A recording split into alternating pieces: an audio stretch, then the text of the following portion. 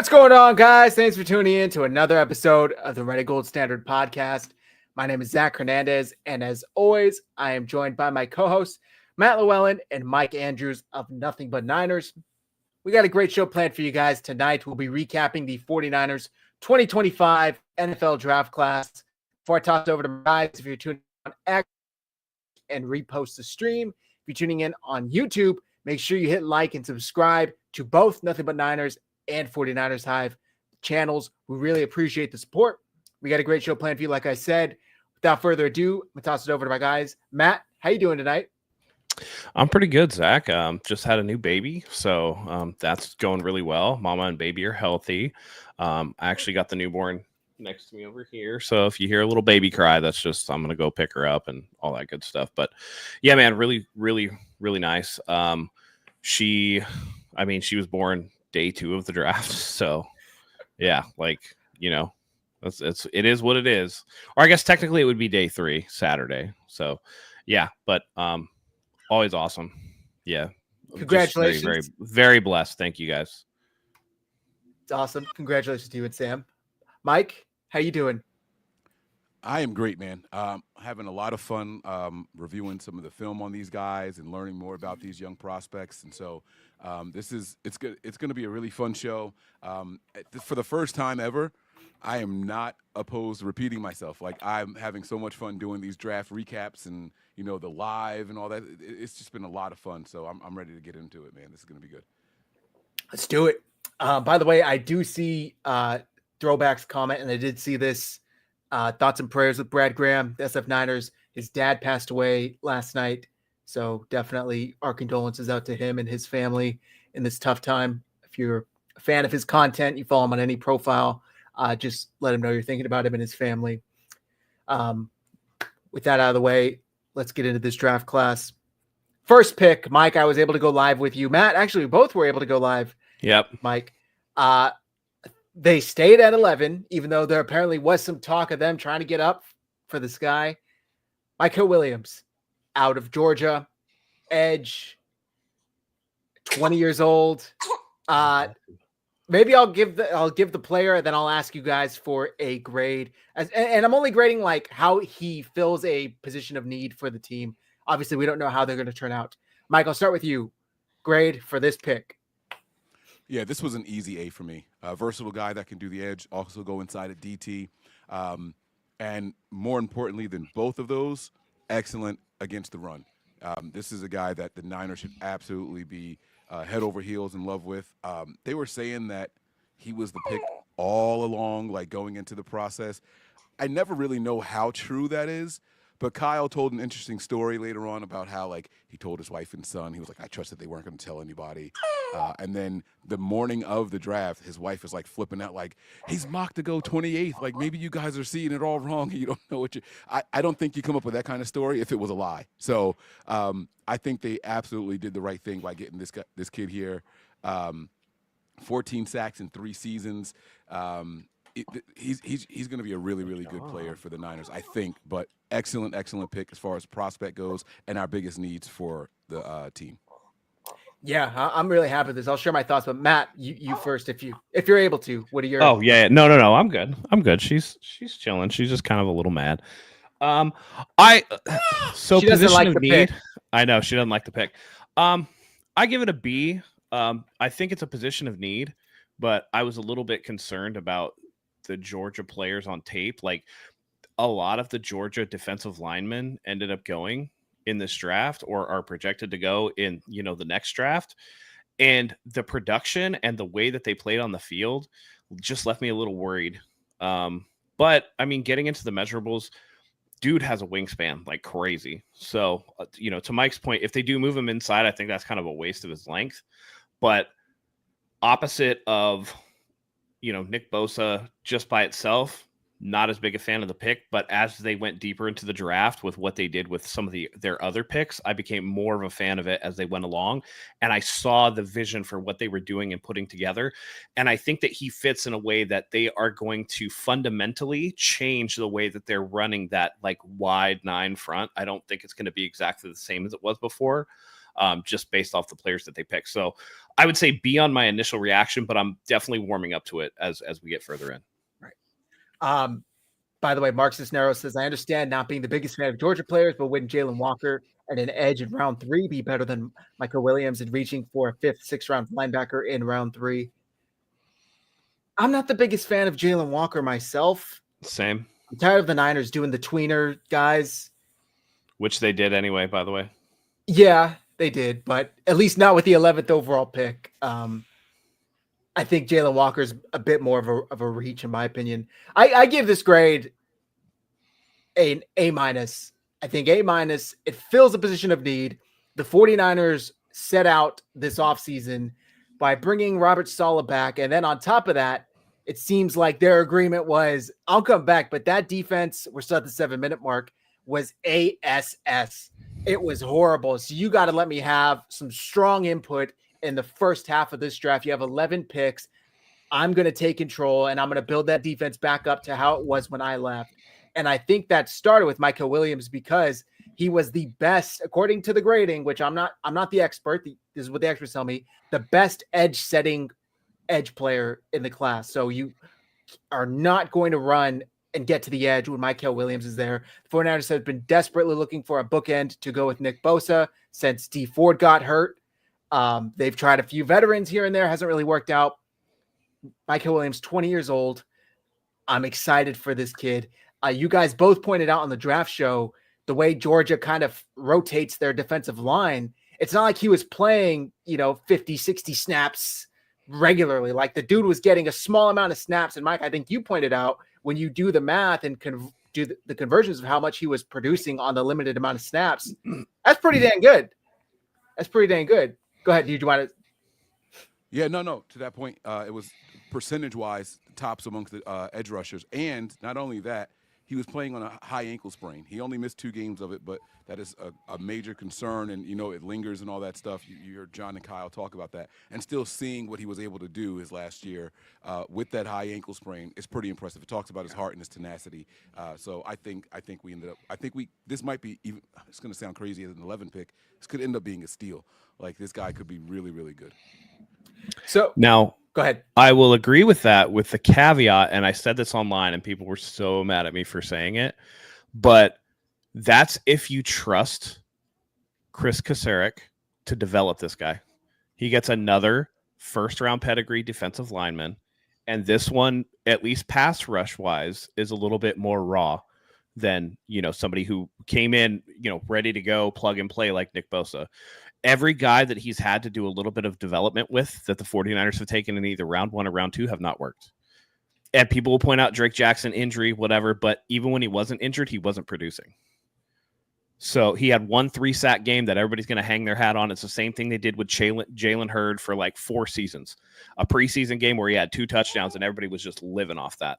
So now, now you got to think that he's like coaching for his job. He got a lot this draft, which we'll get further into. So going back to Mykel Williams, size, Matt, you brought that up, 6'5", 260, good bend, great motor, only 20 years old, like I said. Tell me if I'm wrong, but when I see Mykel Williams, I see peak Chandler, what's his Parsons? Chandler Jones. Thank you. Not the basketball player. Chandler Jones. Yeah. I see Chandler Jones out there, the 13, 14, 15 sack Chandler Jones. And he's not that finisher, but size-wise, that's who I'm getting a vibe of. Is there any pro that he reminds you of? And I hate to do this because obviously they haven't played a snap in the NFL, but just the size. I'm terrible at the pro comparisons and all that stuff. Fair enough. Size and everything, so I can't do it, but I like what you talking about the size. Matt's talking about the arm length and all that stuff, like those really long arms. Longest in the draft, right? Yeah, So it can prove to be a very valuable thing. He's a guy that knows how to get his hands up and bat passes down and things like that. And again, all of this is with limited snaps. Like when he gets comfortable in the system, when he puts on that grown man weight that's going to come, like you keep saying, he's only 20 years old. This kid is not done growing out. He's going to get heavier. He's going to get bigger, and he's also going to get stronger. He's even going to get faster. So it's really, really, to me, it's a really good pick for the Niners. Also, you mentioned the arm length, and Matt did too. For once, can we get a DL to bat down some passes? I mean, it happens to us on the offensive side so many times a game. It would be very nice for them to have somebody on the defensive side that could finally inflict that pain on opposing offenses. So I'd be hyped if that happens. By the way, Kenny 49ers says Drake is dealing with a knee injury, a pretty nasty one too, isn't it? The patella tendon that he. Yeah. That's not a very good return rate among pro athletes. I feel like it's hovering around 50%.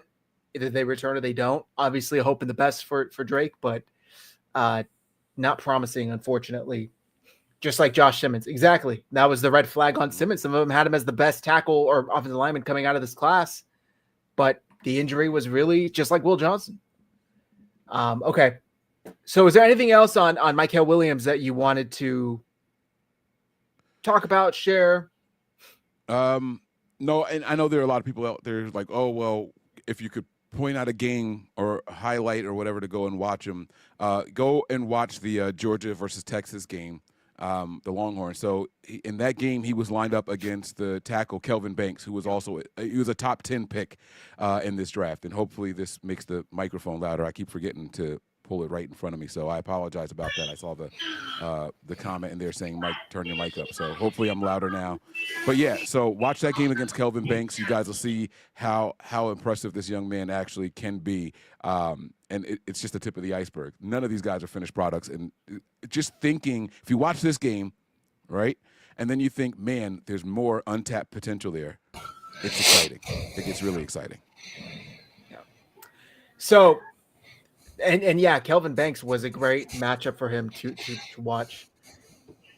Round 2, they go in and they pick 11th, which is 43rd overall, and they draft defensive lineman Alfred Collins out of Texas.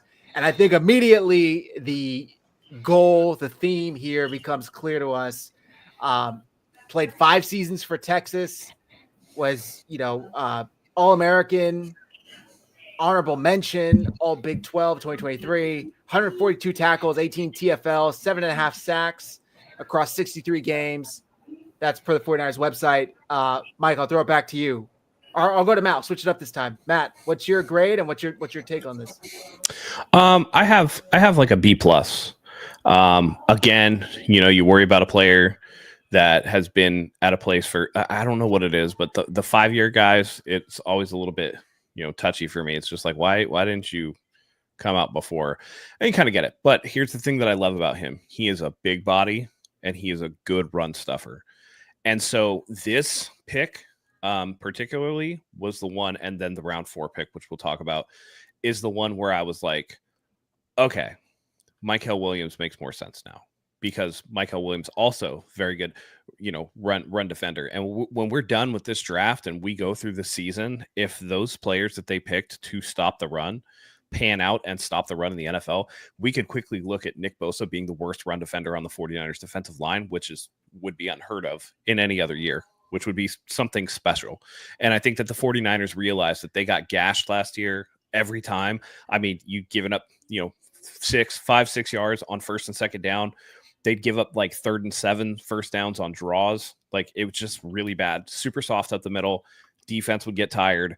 And I think that having the run stoppers are going to allow the 49ers to actually get pressure on the quarterback. Now, another guy that in the passing game, very raw, not very super productive, but he's more of the run stopper. I kind of see the theme that they're going with. I don't want to take credit for it, because I think I heard it from Baldinger on the radio station here. And he was saying the 49ers running defense had Geno Smith looking like Steve Young out there to win the game against them here at Levi's. And that must have made Kyle Shanahan throw up in his mouth. So this pick, I think, to me, exemplifies the theme, like I said. But I don't want to speak too much. Mike, your turn. What's your grade and what's your take on this? Yeah, I give this one an A-. As soon as I saw the complimentary picks coming in, one guy complimenting the other, this adds some beef to our defensive tackle position, 6'6", 332. This guy is going to be, he looks to be a really good guy for the Niners. When he was on the field, the Texans only gave up 2.9 yards a rush. And that's saying something in college because a lot of guys just have explosive runs all the time. And so he's going to be somebody that can come in here along with Mykel Williams and really, really solidify that run defense, because that was our biggest and most obvious to me need of all of them. As much as we said offensive line, I felt like you can go up there and put 100 points. If you can't stop another team, they're going to put up 110. So this was much needed. Great complimentary piece. Collins, a lot of people felt like this was a reach. And when you know what their game plan was going into this draft, after you step back and look at the complete picture, you realize what they were working and building. And it's hopefully, knock on wood, it comes to fruition. Yeah, this pick for me, A. We, like you said, position of need.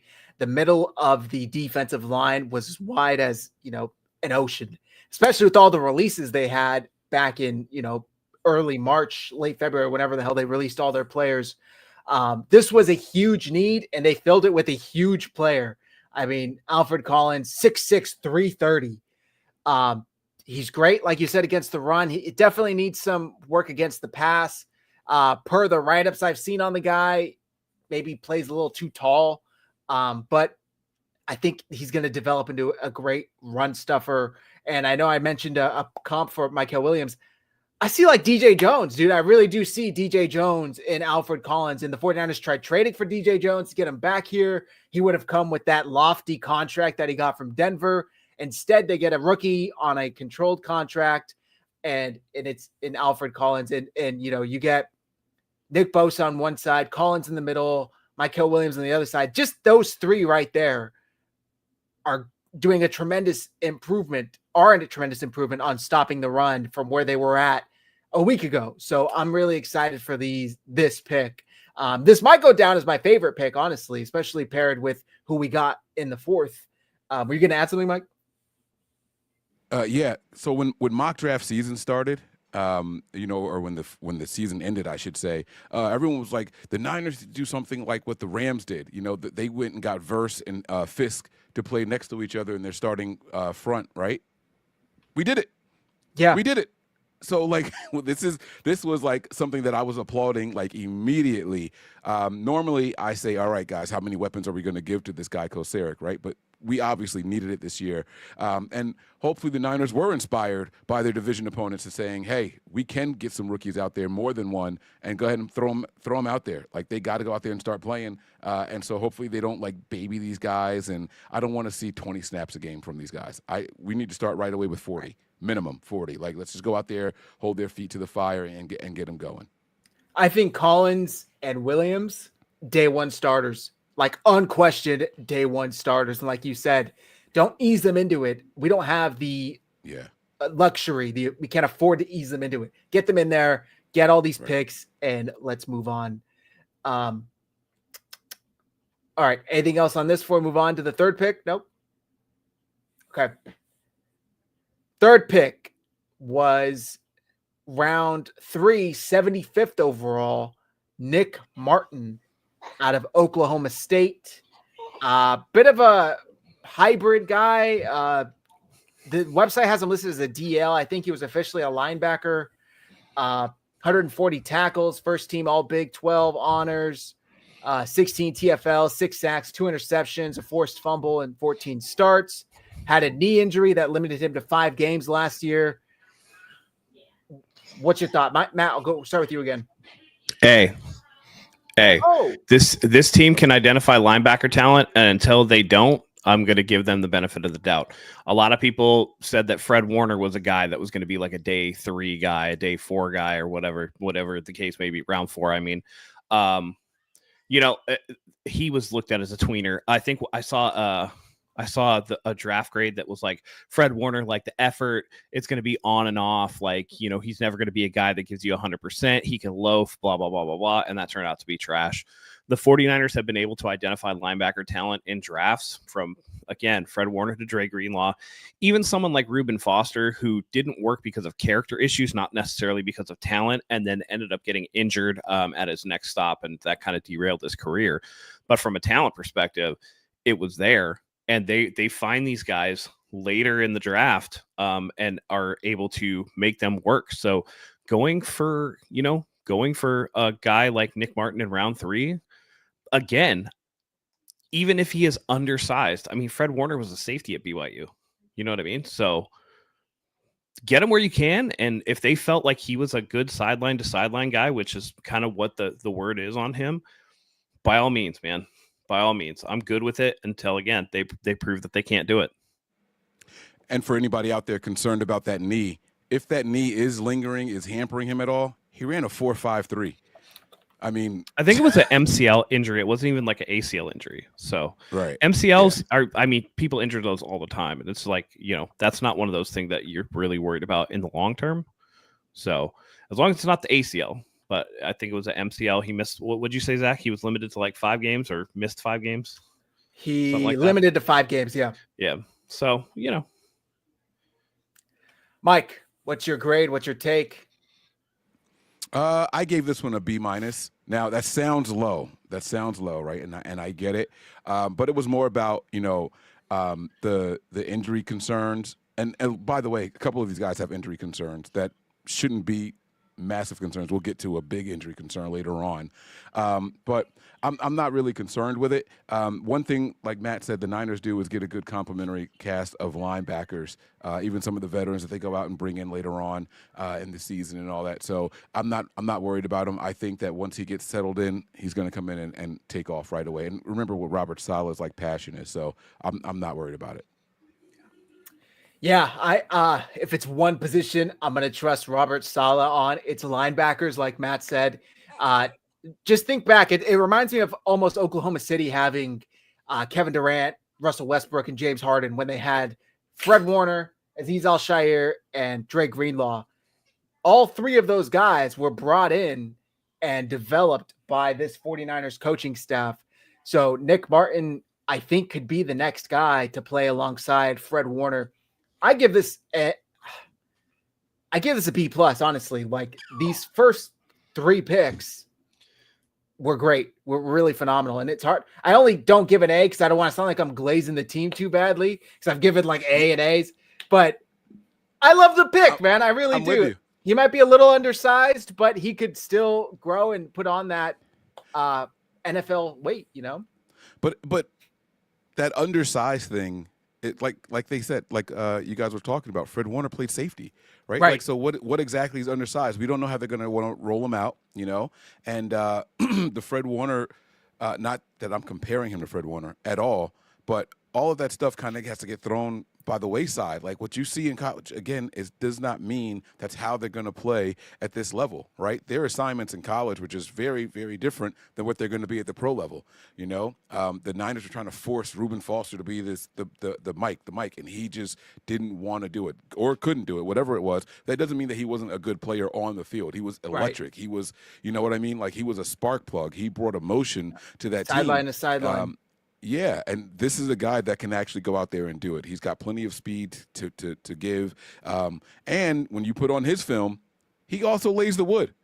He lays the wood when he's motivated to. So I like the pick, man. I do.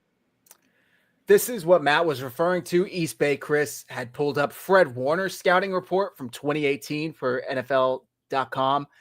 Weaknesses: takes inconsistent angles to the ball that can turn him into an arm tackler. Tackle consistency may be a concern on the next level. Unclear what his best positional fit is. Scheme allowed him to play off the line and keep plays in front of him. Picks and chooses when to thump.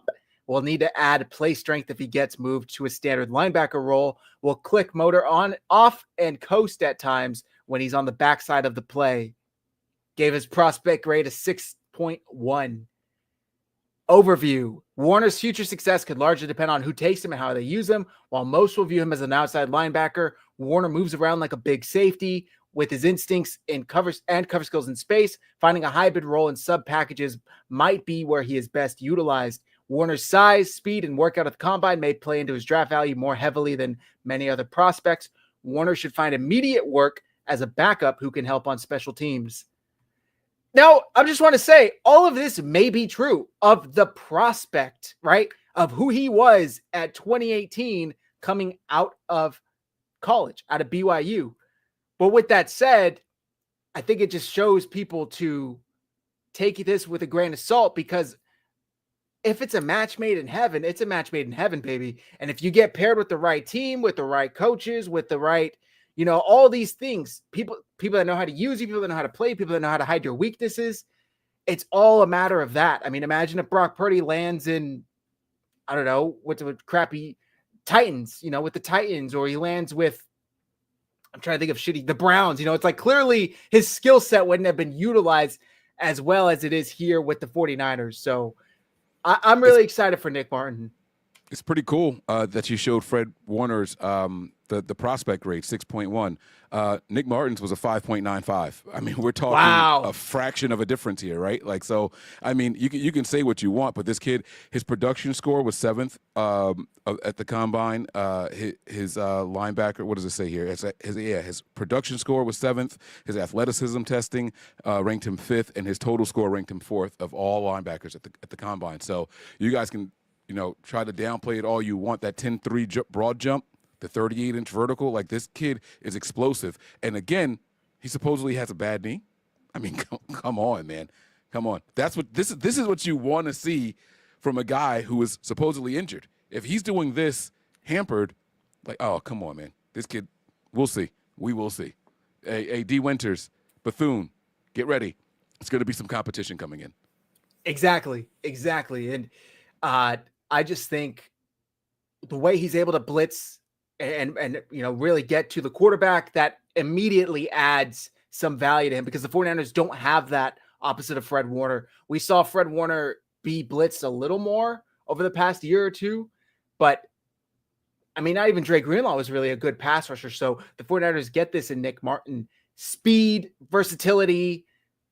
I'm excited for the pick. And I hate to be the guy that's like, I've seen all the tweets, Upton Stout is Akella Witherspoon.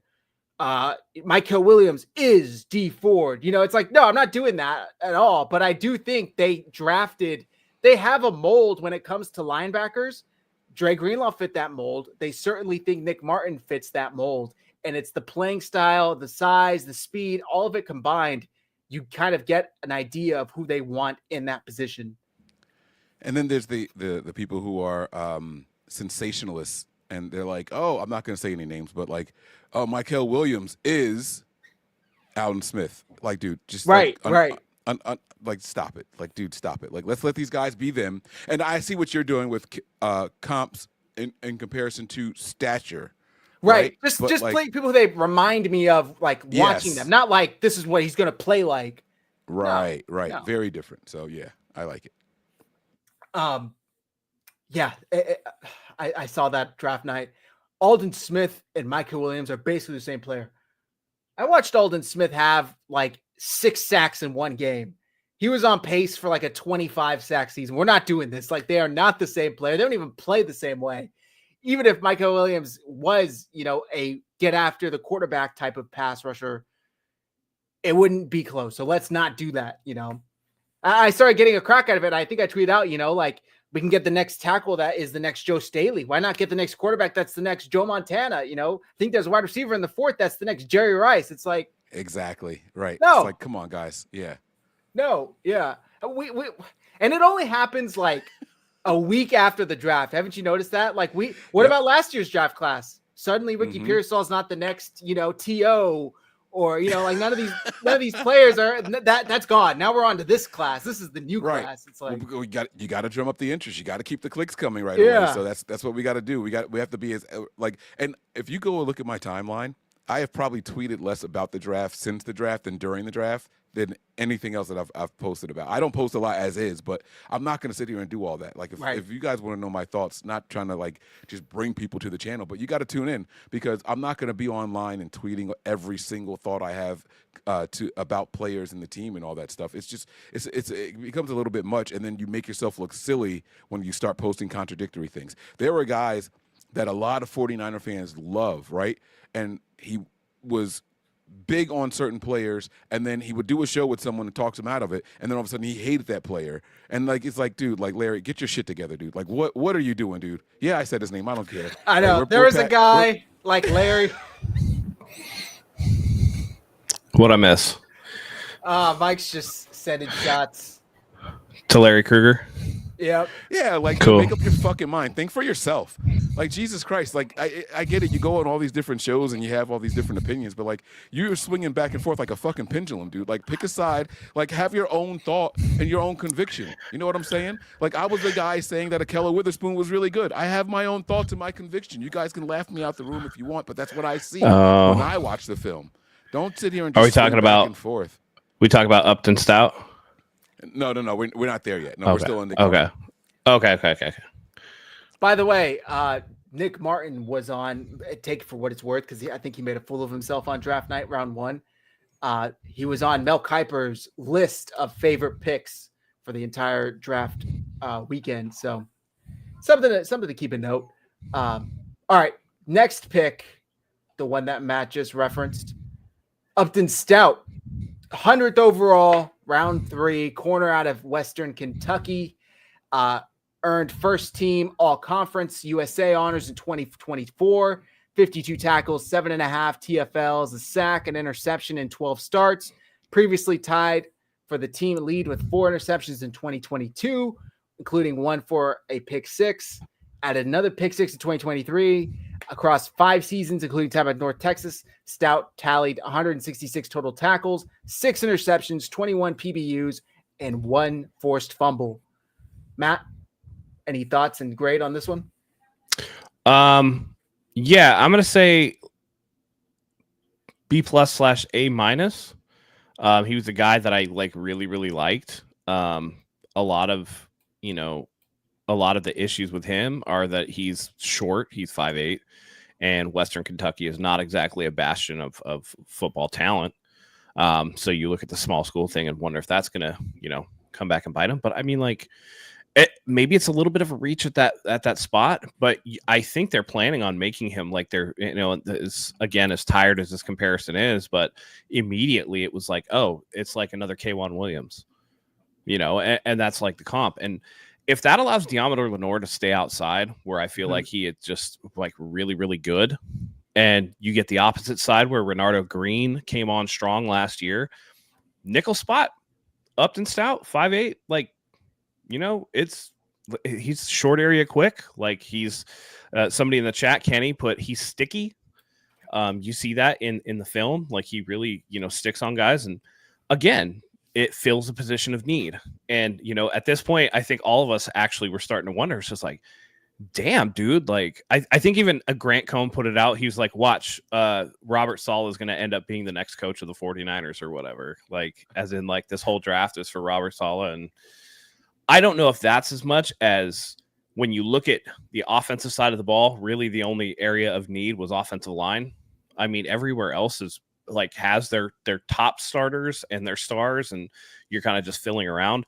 The defense, they took it down to the studs. I mean, they lost a lot. So you're talking about people, Charvarius Ward departing in free agency.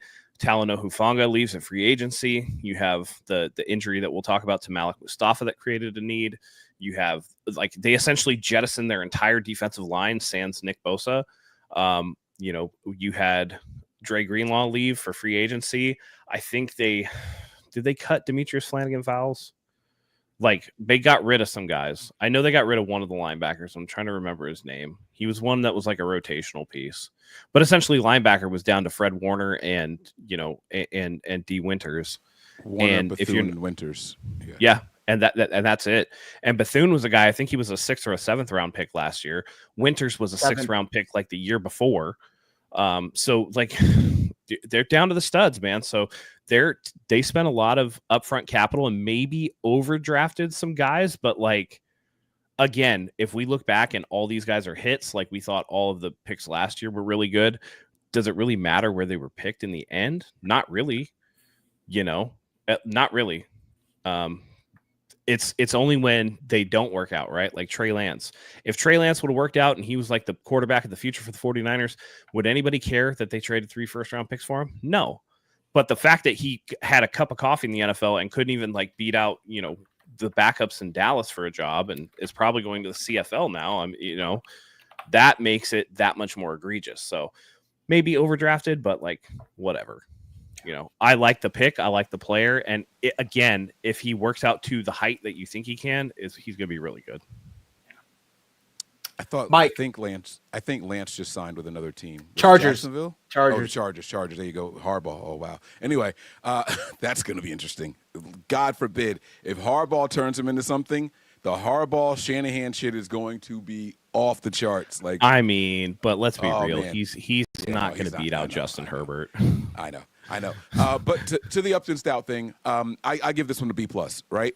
A lot of people were worried about where he played at Western Kentucky and all that stuff, but there's a lot to like about this young man. I like sticky receivers. I like guys who, no matter who they're up against, can run with them, hip to hip, dick to hip, however you choose to say it. This guy over the past 2 seasons didn't allow a touchdown, right?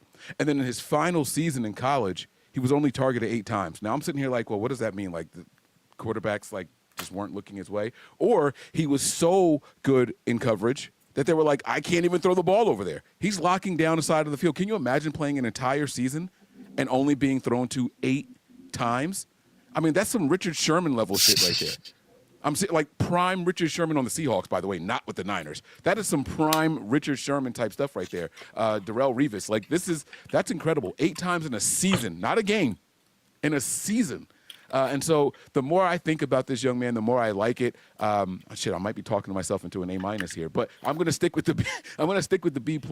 I really like this kid. And the other thing that people talk about his size and how small he is in his stature, and I have heard the K'Wan Williams comps to him and everything. I do think that the Niners try to put him in the nickel with the injury to Mustafa, like Matt was mentioning, right? That 5'8", only 181, he put up 21 reps on the bench. There were some defensive linemen that only did 20, 22. You know what I mean? Like, he's got more strength than what you guys think he does. So I like this kid. He ran a 4.44. I mean, if you guys know that, it's one of my favorite Jay-Z songs, believe it or not, the 444. And so I just took it as like something prophetic. I really like this young man and the potential that's there. 30-inch arms, by the way. 5'8" with 30-inch arms. Like, what? He can scratch his kneecap standing up. Like, that's crazy. So some KD arms. Right. Like, let's get it, baby. Like, come on now. Yeah. For me, I'm giving this pick a solid B with the chance of going up a bit. From what I've seen and what I've read, again, I'm no pro myself. Maybe he can be manipulated a bit by quarterback's eyes. I think he's a little better in man coverage, but he's extremely fast. I think he ran a 4.44 40 at the combine. I just had his stats up here: 4.44 40, 1.5 10-yard split. 128 broad jump, 37.5 vertical, 429 20-yard shuttle, and like Mike said, 21 on the bench press. He's twitchy, he's quick, competitive as hell. Will start in the slot most likely, which, like Matt said, allows Lenore to stay on the outside. That right there is a good addition to the team. You're not asking Lenore to come off, the best opposing receiver. I like the pick a lot. I think he can be a guy that can definitely develop into a starting, corner for the 49ers. And maybe he eventually works out of just more than the nickel. Maybe he stays there and that they thrives there. That's fine with me. I think that he is also a great tackler from what I've seen. Like the dude is, and I think that's where the K'Wan Williams comparisons come in, because Shark was never, shy of coming in and making that tackle. So I think that that's where he really shines best is, close to the line of scrimmage. He's physical, hip to hip. Like Mike said, I like the pick. I really like the pick. Just want to correct you here, not to be a stickler. You said 1.8 for the broad jump. He meant 10.8, by the way, guys. Like a phenomenal broad jump. 10.8, not 1.8. So just there is a difference there. But they have one. He just took a step. He just took a step. No. I meant to say 120. He took a big step, and that was his broad jump. Yeah. It was like jumping over a fucking puddle. There's your broad jump, sir. Yeah. I guess so. All right, next pick.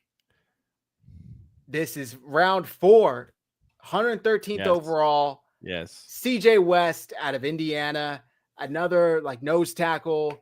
5 collegiate seasons, beginning at Kent State, transferred to Indiana for his final year. 52 total games, 46 starts, 152 tackles, 27 TFLs, 9 sacks, 2 forced fumbles, 2 passes defended.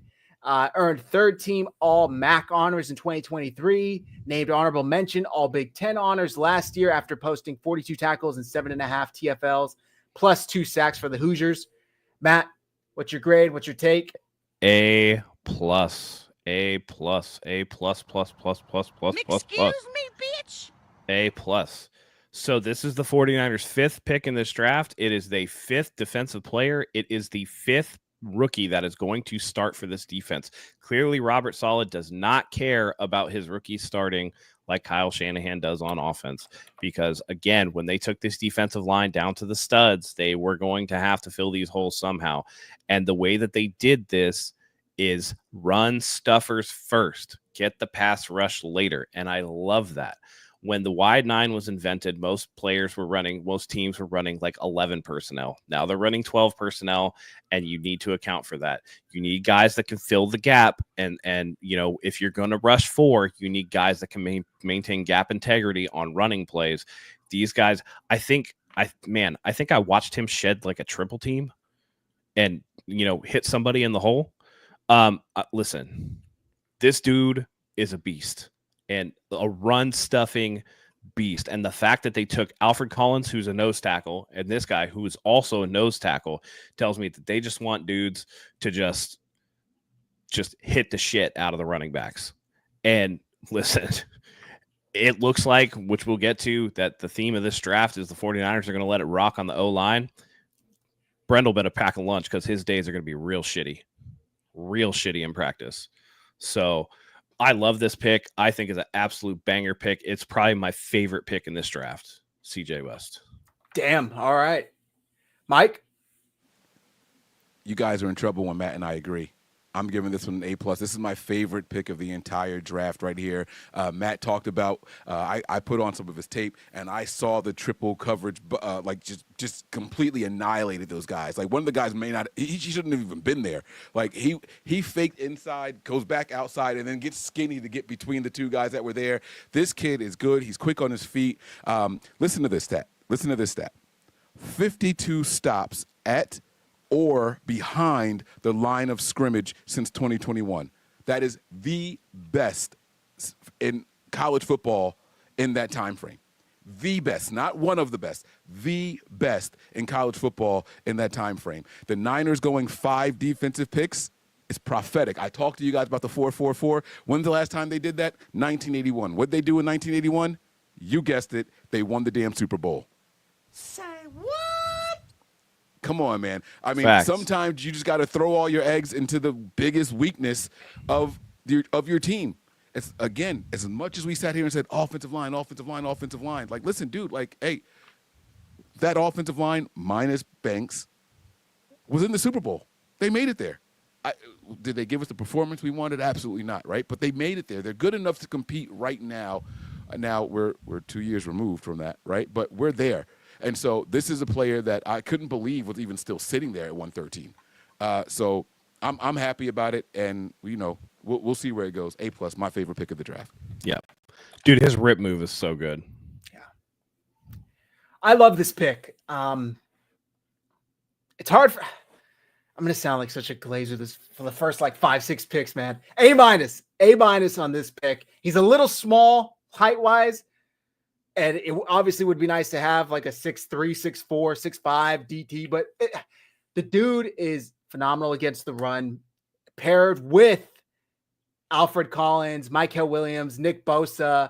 Like, he's not doing it all on his own, and he was already productive as it was at Indiana. The fact that the 49ers got both Collins and CJ West paired together in the middle, it's great. I mean, he's a stud, 6 feet, 315 pounds. Let's see if I have his 4'9", 40, 1'7", 10-yard split. Only did the vertical jump 33, but he's twitchy. He's got a great move, like you guys said. He's got a great first punch. He's very powerful off the get up. I'm really excited for this pick, and I do think the 49ers are going back to that we will just beat the shit out of you mentality and that whole spirit of, I don't care if we win this game 13-9, I don't give a shit if we're going to win this game it does not matter. We're going to beat the shit out of you, and you're not going to run on us like they were in 2019. It got better when Purdy got here, obviously. The offense has evolved. But defensively, I think it kind of took a step back, and not anymore. Not anymore. Now, I will say this, and this is not a direct comparison. So before the chat gets up in my ass, like, this is not a direct comparison. But however, on the size, CJ West is the same height as Aaron Donald. And I'm not comparing them directly. I'm just saying that there is precedence for success at 6'1". Get his gold jacket ready right now. Matt just said it. You heard it from Matt.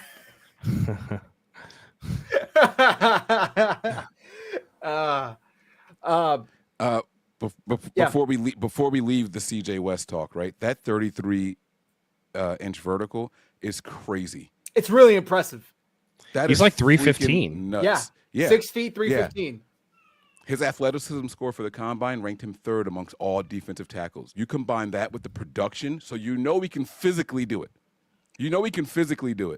And then you add that athleticism in there. We talk about the potential. No one wants to say the word potential. Fuck that. I'm looking at all potential for these guys. I want to see what they can grow into. If Chris Kosaric doesn't get it done with this kind of talent, he's out of here. Fired. Next year. Yep, fired. He is out of here next year. This defensive line has to produce. And if it doesn't, they're only blaming one person. It ain't going to be Robert Saleh. Yep. It ain't going to be Kyle Shanahan. Damn sure ain't going to be John Lynch. They got the job done. Now it's on the position coaches. It's on that line coach. Yeah, but if you listen to Twitter, position coaches, all they do is make them study game film and do strategy. They don't actually coach them. Sure, if you say so. And this Bunch is the guy of silly-ass who motherfuckers. This is the guy who physically comps to DJ Jones. Less than a 10-pound right, difference, right. and less than a 1-inch height difference. This is the guy that compares to DJ Jones right here. I had them mixed up earlier. No, I mean, knock on wood, but no injury concerns for CJ West. So if you get DJ Jones potential without DJ Jones injuries, I mean, that's a good pick in the 4th round, man. By the way, I just want to note we are, 5 picks in? Mm-hmm. None of these guys have any character red flags. And I think that's like a big thing for the 49ers moving forward. Obviously, it's been a big thing, right? But I saw people, I think I even put out a tweet. I'll be the first to say I'm guilty of it. Hey, round 2, this pick's coming up. Mike Green was still there at the time.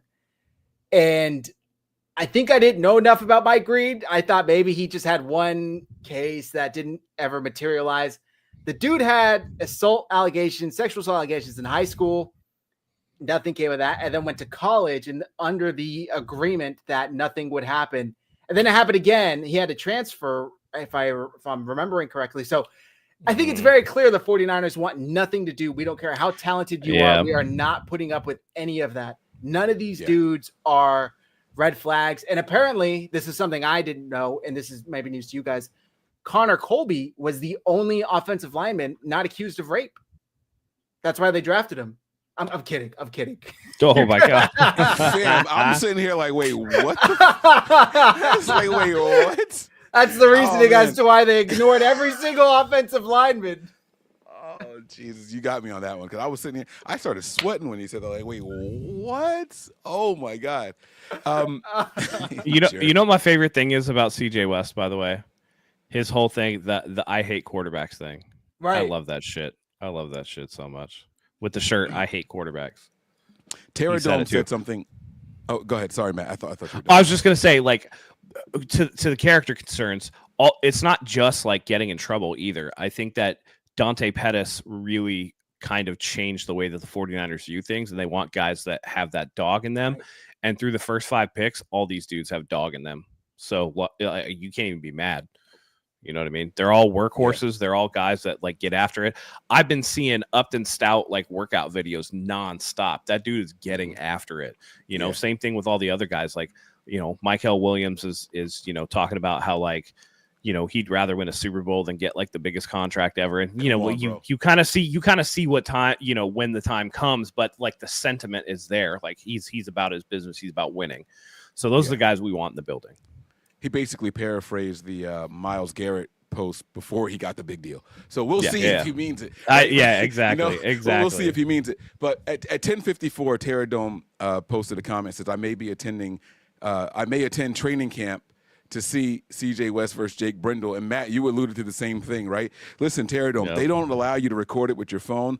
If you are going to do that, I will send you the Google glasses, because I need to see this film myself, all right? They don't allow people to record. Yep. But, I mean, if you can just, whatever you got to do to activate those things, hit the blink to make it turn on and record those things for me, I got to see this footage, man. We won't leak it to anybody else, man. You can email it to me, WhatsApp it to me, whatever it is that we got to do. But I got to see how he does up against Jake, man. I got to see it. So, yeah, bring it on, man. Gonna have the Niners there chanting, whoop his ass, whoop his ass. Get him. Get up, Jake, get up. All right. Next pick, round 4, 138th overall, wide receiver Jordan Watkins out of Ole Miss, played 5 collegiate seasons, began his career at Louisville before transferring to Ole Miss. 60 career games, 42 of which were starts, totaled 185 receptions for 2,682 yards and 18 touchdowns. Also contributed as a return specialist at Ole Miss. Watkins sealed his place in program history, finishing in the top 10 all-time for receptions, 142, and receiving yards, 2,096, and 100-yard receiving games with 6. So the dude was setting records at Ole Miss. Matt, what's your grade? What's your take? C. I'm going to say C, only because I think that he could probably be somebody that contributes. Like, people are going to fall in love with the 8-catch, 224-yard, 5-touchdown game he had. But for me, this was the point where I was like, all right, dude, you guys should probably address the offensive line. And in particular, at this spot, I was looking at Miles Frazier from LSU as somebody they could take. And I just thought that receiver at this point, it's just like, is that really... We know that Shanahan's not going to like play this guy meaningful downs, right? We're still waiting on Cowing to get like meaningful snaps, which will probably be this year. But you also look at, Ayuk will probably be back week 4 to week 6 by my estimation, by no source or anything like that. You have year 2 Ricky Pearsall. You still have Juwan Jennings. They signed was it Robinson? Humphreys. Oh, wait, sorry. Right, receiver? Yeah, DeMarcus Robinson. Yeah, DeMarcus Robinson. You have Cowing, who may be suspended, right? But it would only be like 2 or 3 games though for Robinson. But you have Cowing, and it's just like, come on, man! Like, at what point are you just going to, address this offensive line that is clearly the worst unit when the wide receiver spot, while maybe not as good as it was last season, if everybody's healthy and motivated, isn't like it's not a terrible receiver group. You know what I mean? No. Like, it was just, I think it was a stretch. And by the way, like, where they picked him, I don't even think that he was like the highest graded wide receiver still left on the board. Not that this draft was anything like special for wide receivers. Like, everybody at this point for wide receivers was like a stretch. He was projected to go 6th, 7th round. And they grabbed him in the 4th. Obviously, projections don't mean that much, but it's like, if you didn't have to pick him here. Yeah. Like, yeah, this one was a reach, and it was a reach in a position where I thought they had more needs elsewhere. So C, only because this guy, when you look at like him running routes and stuff, does look like he can be a contributor, but it's not going to be year 1. This is going to be another redshirt guy. Mike? Yeah, this is my least favorite pick after stepping back and looking at everything. So live, not my least favorite pick. But now, after looking at the whole culmination of everything, this is my least favorite pick. I mean, Marcus Mimbaugh. This was so. I want to make it clear here when we're talking about Watkins. He was the last pick of the 4th round, and it's like, Niners, we don't go home after this, right? Like, we don't start over. Like, this is we got to finish the draft here. Like, what are you doing? So it's it was something that was weird for me. I didn't like it. To me, he was the 3rd. So Ole Miss had 3 wide receivers that were draft eligible. I had him as the last one, right? And I understand you ran off some really, really good numbers that make you say, like, oh, maybe this guy is good, right? And he had the best 40, right? Of the three Ole Miss guys. I'm only comparing him to his 437. peers.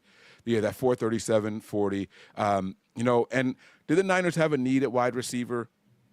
Sure, right? You don't want to be depending on a rookie. We know how Kyle is with rookies, right? So Juwan Jennings going into his last year, right? So that puts him into what's going to happen the following year. So now you're not a rookie. Kyle might trust you a little bit more. But we have Cowing, untapped potential. We haven't really seen what he could do. Maybe he doesn't count in your grand scheme of what the wide receivers can contribute this year. Cool, I'll allow it, right? But you got injured Brandon Ayuk. You traded away Deebo Samuel. And again, Jennings is coming off of his last he's going into his last season under contract. And then Robinson, who for some strange reason the NFL may suspend a year later after, which, whatever. I don't know if that's just a fuck you to the 49ers or what, but it's so weird. You had all of last season, the last half of last season to suspend him. Why wait till he signs somewhere else in the offseason and then say, yeah, we still may suspend you? That is just the weirdest thing ever. Maybe it's the 49ers content creators just digging a little bit too much and being paranoid. But if he does get suspended, it's like, all right, so we are going to need wide receivers. I'm not mad at the position pick, although I would have preferred an offensive lineman if you had to tell me we were going to go wide receiver. But like you said, he wasn't even the best in my opinion, he wasn't even the best available wide receiver at that time. And so because of that and stepping back, I'm going to give it a D-. I didn't like it. Like, I'm not going to give out any Fs because it's not a reflection of the player at all. It's not a reflection of Jordan Watkins at all. I don't dislike him as a prospect. I want to be as clear as I can be. But he went out there and he did his thing in the SEC. So it's not like he was out in just some, North Dakota State or anything like that. Like, he was in the SEC out there at Ole Miss. They played a couple of good teams, 3 or 4 really good teams.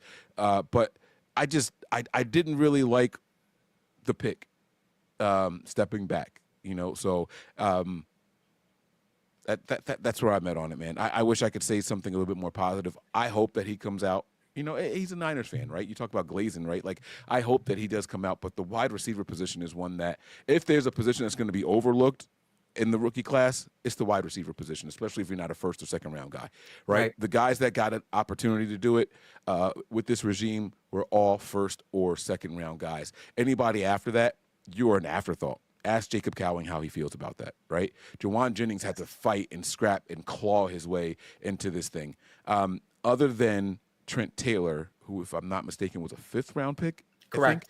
Other than him in his rookie year, those guys don't get opportunities. And the only reason I think he got an opportunity, not that he wasn't good or anything like that, was because of his return man ability, and the Niners were literally rebuilding an entire roster. They got rid of when they came in, what's the guy's name? J.K. where is it? Curse? What was the wide receiver that we had with Chip Kelly? Curley? Curley, that's it.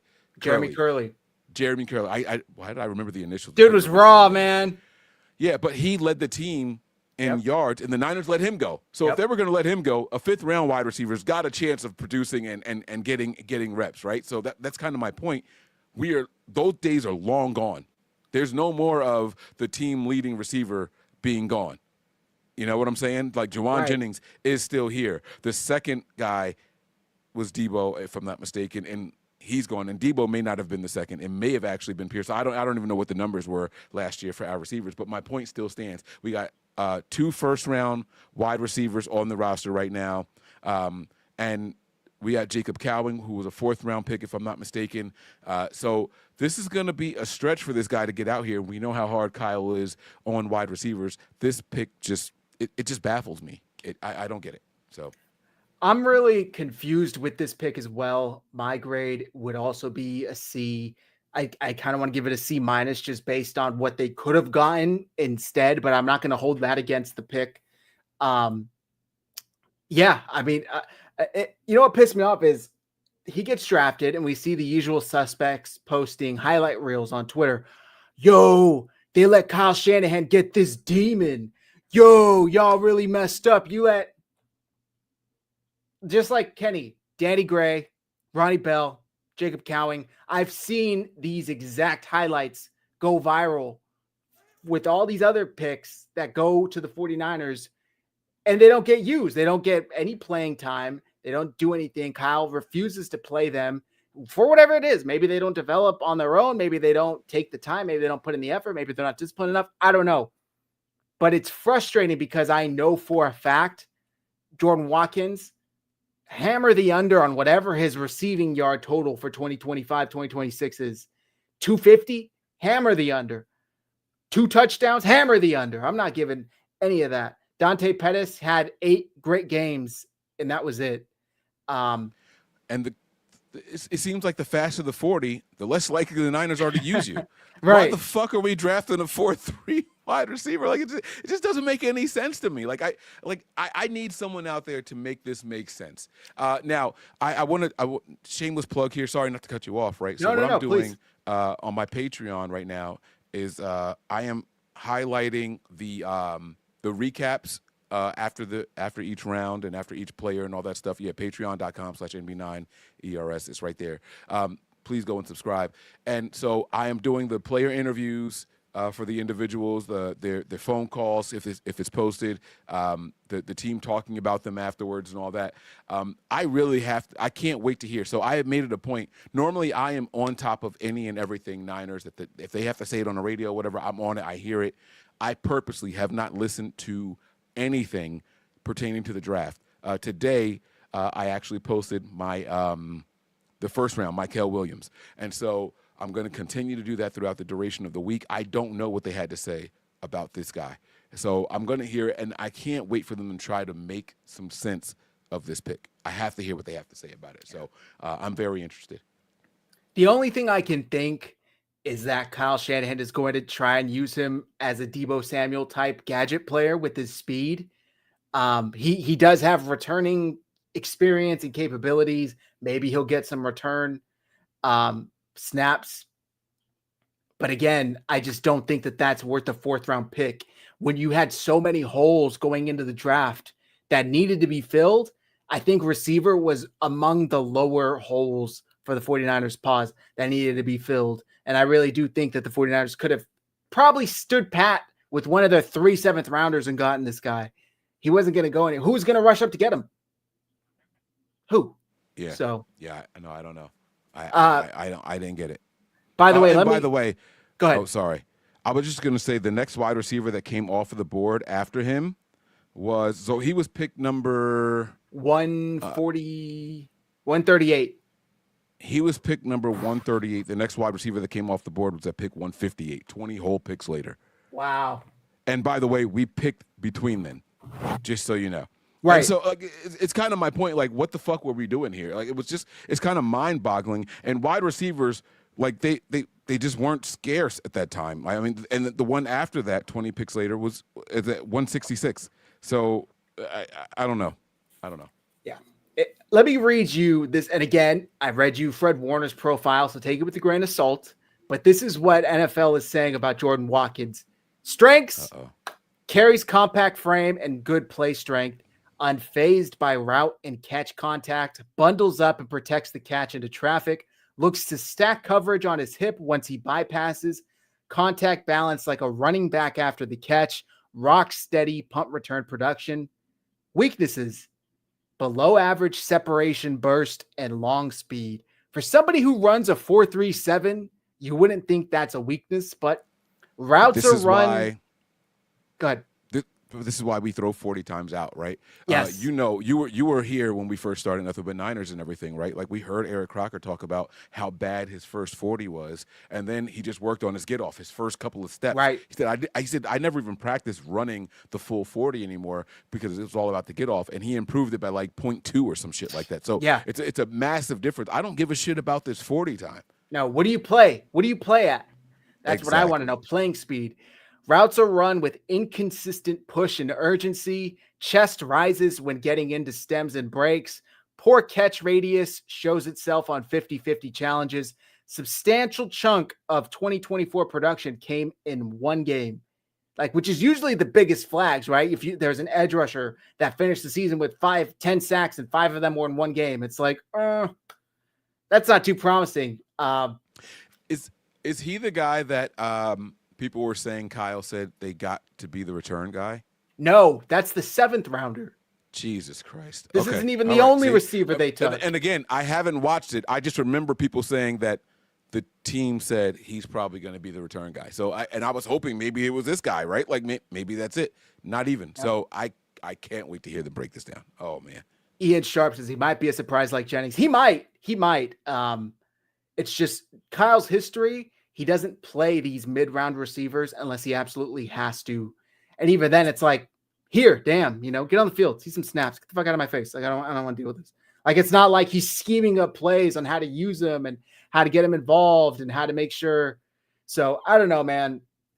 The only thing, like I said, he might have in mind is a Deebo Samuel type player. Since Deebo Samuel's now in Washington, we shall see. If we're on this Deebo Samuel comps, I do see that he's a body catcher. He is, yes. Ugh. Yep. I got a hair. Okay. All right, next pick. Staying on the offensive side, 147th overall. The 49ers had 3 picks in 35 picks.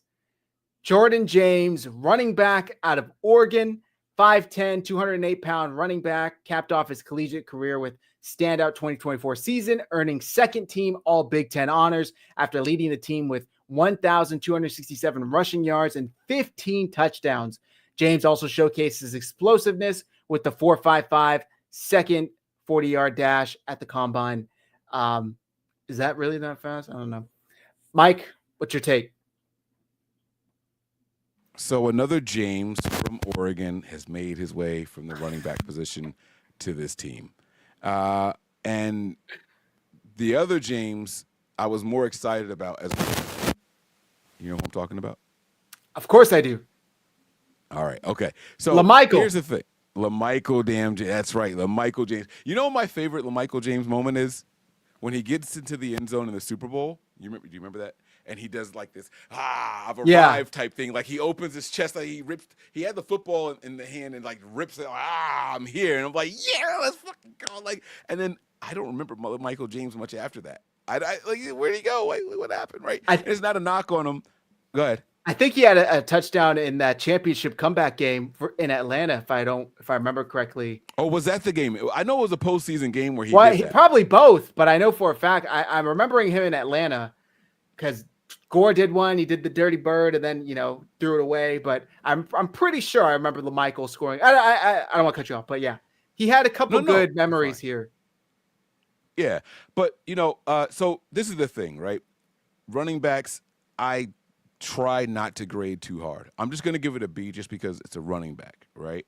And everyone said, Kyle, how many running backs are you going to take in the 3rd round? Like I did get to watch the pressers from day one.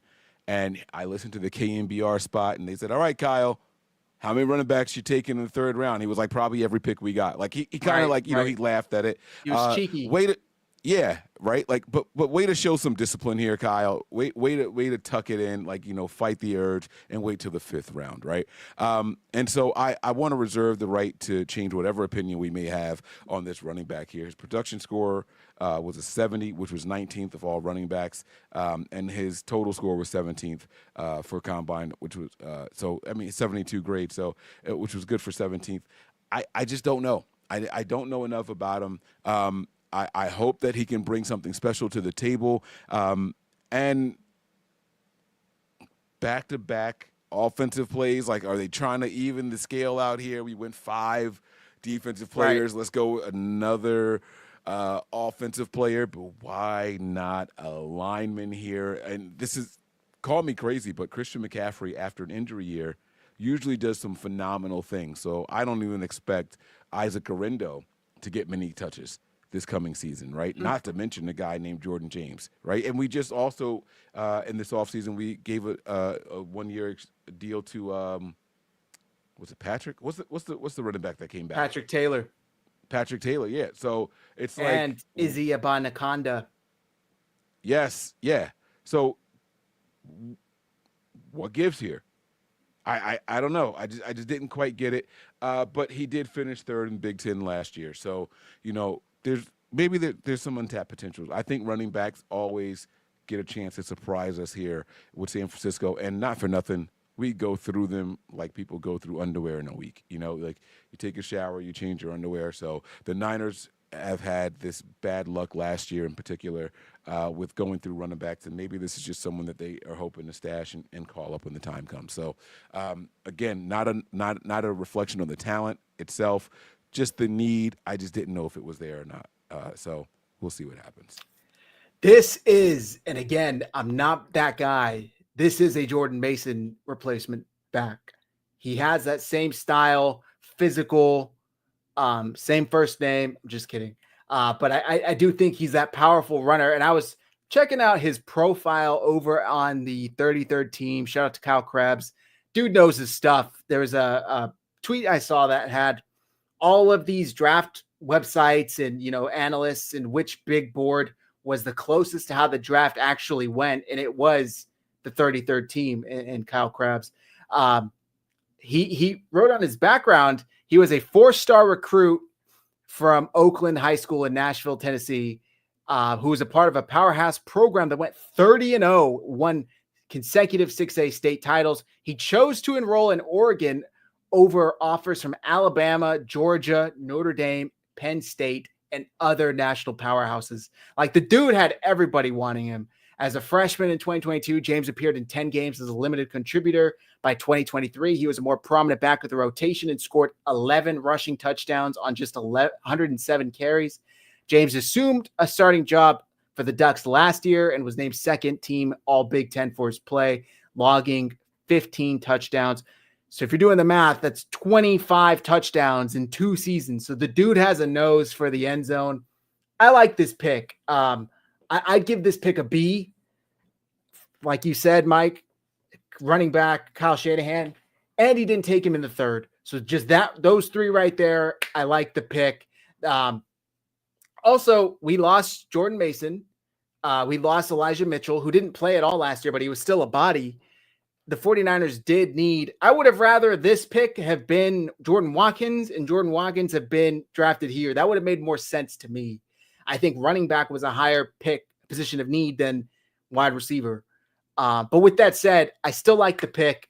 I think the 49ers added a valuable, tough runner. They didn't really have that kind of guy. You got Christian McCaffrey, who's the do-it-all, receiving back, power back, fast gap back. And then you got Correndo for the speed.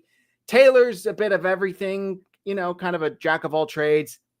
Bonaconda hasn't really seen that potential. He's fast as well. I think Jordan James is that powerhouse, hit you in the face, short yardage, goal line type back. And I'm excited for it. Pterodome says we got a new pair of Jordans. Right. This back-to-back Jordans in this draft, right? 9 picks apart. And the stature. I love his stature, right?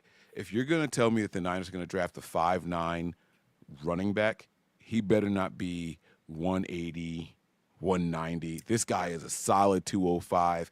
This kid is stacked. Pause. Like, this kid is what you want to see. And from what I've been hearing, he actually has a decent pair of hands also. Now, I'm not saying that he's going to be, coming out the backfield and catching passes, or he's going to invest in a jugs machine like the other Jordan Mason that we lost, right? But this guy, he seems to have a lot of potential. Again, I think we're both spot on with the B grade right here. And it's not many running backs that don't get a chance that make this team. The only one that I can think of off the top of my head is Joe Williams. And so we'll eventually see what he can do on the big stage. Yep. All right. Next pick. Is there anything else for Jordan James? I don't think so, right? No, we're good. Nope. But here we go. Let's get the shit talk going. Like, this is where we're supposed to. Where is Matt when I need him? Like, let's go. I know. Come on, baby. All right. Next pick. Round 160th overall. Safety, Marquise. Is it Seigle? Seigle? I don't even know how you pronounce it. I'm saying Seigle. Seigle appeared in 50 career games between Kansas State and North Dakota State, totaling 174 tackles, 26 passes defended, 10.5 TFLs, 7 interceptions, and 2 forced fumbles. He started every game he played over 2 seasons with the Wildcats and was a team captain in 2024. Mike? We talked about the Malik Mustafa injury in the secondary that apparently no one knew about until Well, after. I think we've talked about that. I don't know if we've talked about that on our channel. Oh, okay. All right. Yeah. So like this injury to Mustafa kind of came out immediately after the pick, right? Yep. And so it's like, really? Is that why the Niners decided to make this move, right? And so cool. If you see it, you understand it, and then you see the 4.37 40. It's like, okay, this is the second guy with the same exact 40 time that the Niners have drafted here, and we got to see what happens here. One of my biggest concerns was our safety position. As much as I love Jair Brown, and as much as people, not myself, love Talanoa Hufanga, they both lack speed. Poor angles taken, not able to run guys down from behind. And I'm going to attribute that to Nick Sorensen. I'm gonna use him as a scapegoat. One, because he's not here to defend himself, and two, because I think most Niner fans hate him the way that I hated him at the time of the hire. But so it's gonna be a thing where we got to see what happens here now, right? Like, we have to really get this secondary in position to make plays. If this defensive line is what we think it could be, this young man could come in and be a contributor if needed. We got to see if he can make the roster. I think he's got pretty good odds, especially with the injury to, like we said, Mustafa. This is going to be a solid pick. I'm going to give this one a B-. I give this one a B-. I like seeing a person who can play in different positions, move around a little bit. So Marquise Seigle, I like the pick. I like this pick. I like it more once we knew about Mustafa's injury. At the time, I was kind of scratching my head. I was like, really? Like a safety? Like, again, we could have drafted an O-lineman, but Mustafa had re-injured his ACL, which I don't know. They didn't really get into like the extent of what that injury is, but had surgery on it, is repairing. His mom said mid-season, don't be surprised if it's more like beginning of the season, but I think the 49ers should still be cautious. Also, I'm just going to say it, Jair Brown hasn't really taken that step. Perhaps they see him in that role. Maybe he's got the speed. You mentioned Hufanga. I think he can get a little bit caught in the same mistakes as Hufanga as far as like over trusting his instincts, and can get caught out of position and can take bad angles. But there's a lot to love with Seigle, and I think his speed will definitely give the 49ers some added versatility in the defensive backfield. Terradome says, given the injury, he may start game one for us. He very well might. He honestly very well might. I could see it. And Kenny says, don't forget we signed Richie Grant and Jason Pinnock. I think they're more likely to be backups than Marquise's Seigle, but we'll see. Yeah, those guys are more special teamers. That's that too. Really shined. So, but one of the things that impressed me the most with him was his broad jump, right? And talks about his explosiveness. We saw the 4.37 40. It's like, all right, cool. But we talked about earlier how 40s can be manipulated. Right. That 38-inch vertical, nothing to scoff at. That 10-10, almost an 11-foot broad jump, guys. That 10-10 broad jump is, chef's kiss right there, right? This guy is an athletic freak. When you put on his highlights, you can see him taking really good angles back there in the secondary. He's a thumper. This guy has some pick sixes under his belt and everything. Like, this is a guy that, why was he available this late in the draft? It's probably because of his size, maybe. I think that this 5'11" is ideal, in my opinion, for a safety. But some teams are moving towards that 6'2", 6'3" pedigree for safety positions. I like this young man here a lot. He played well at Kansas State, and he's got over 30-inch arms. If he's running behind somebody, he can get that long arm out there and bat some passes down. I really like this pick for us, man. This was a good pick. Same. Also, he's like pretty good. Like, I would say from what I've read, what I've seen, man, zone, he's equally like good in both. Like, it's not like there's a big drop off where he goes from one to the other. He's good against the run, solid tackler. Callie says ball hawk. I think this is a good pick. I think has the opportunity to turn into a starter for the 49ers. He might even be a day one, but when Mustafa returns, maybe we see a Mustafa and Seigle backfield for the 49ers defense. Next pick. We're kind of flying through these without Matt. Sorry, Matt. 7th round. We didn't have any in the 6th round. I was a little surprised they didn't trade up. 227th overall. Quarterback, Curtis Rourke. Rourke appeared in 48 games with 46 starts and his time at Ohio and Indiana, totaling 10,692 passing yards, 79 passing touchdowns, 13 rushing touchdowns as well. He set Indiana's single-season passing touchdown record in 2024, throwing for 29 touchdowns while completing 69.4% of his passes, the 8th best mark in the FBS. Mike, what's your grade? What's your take?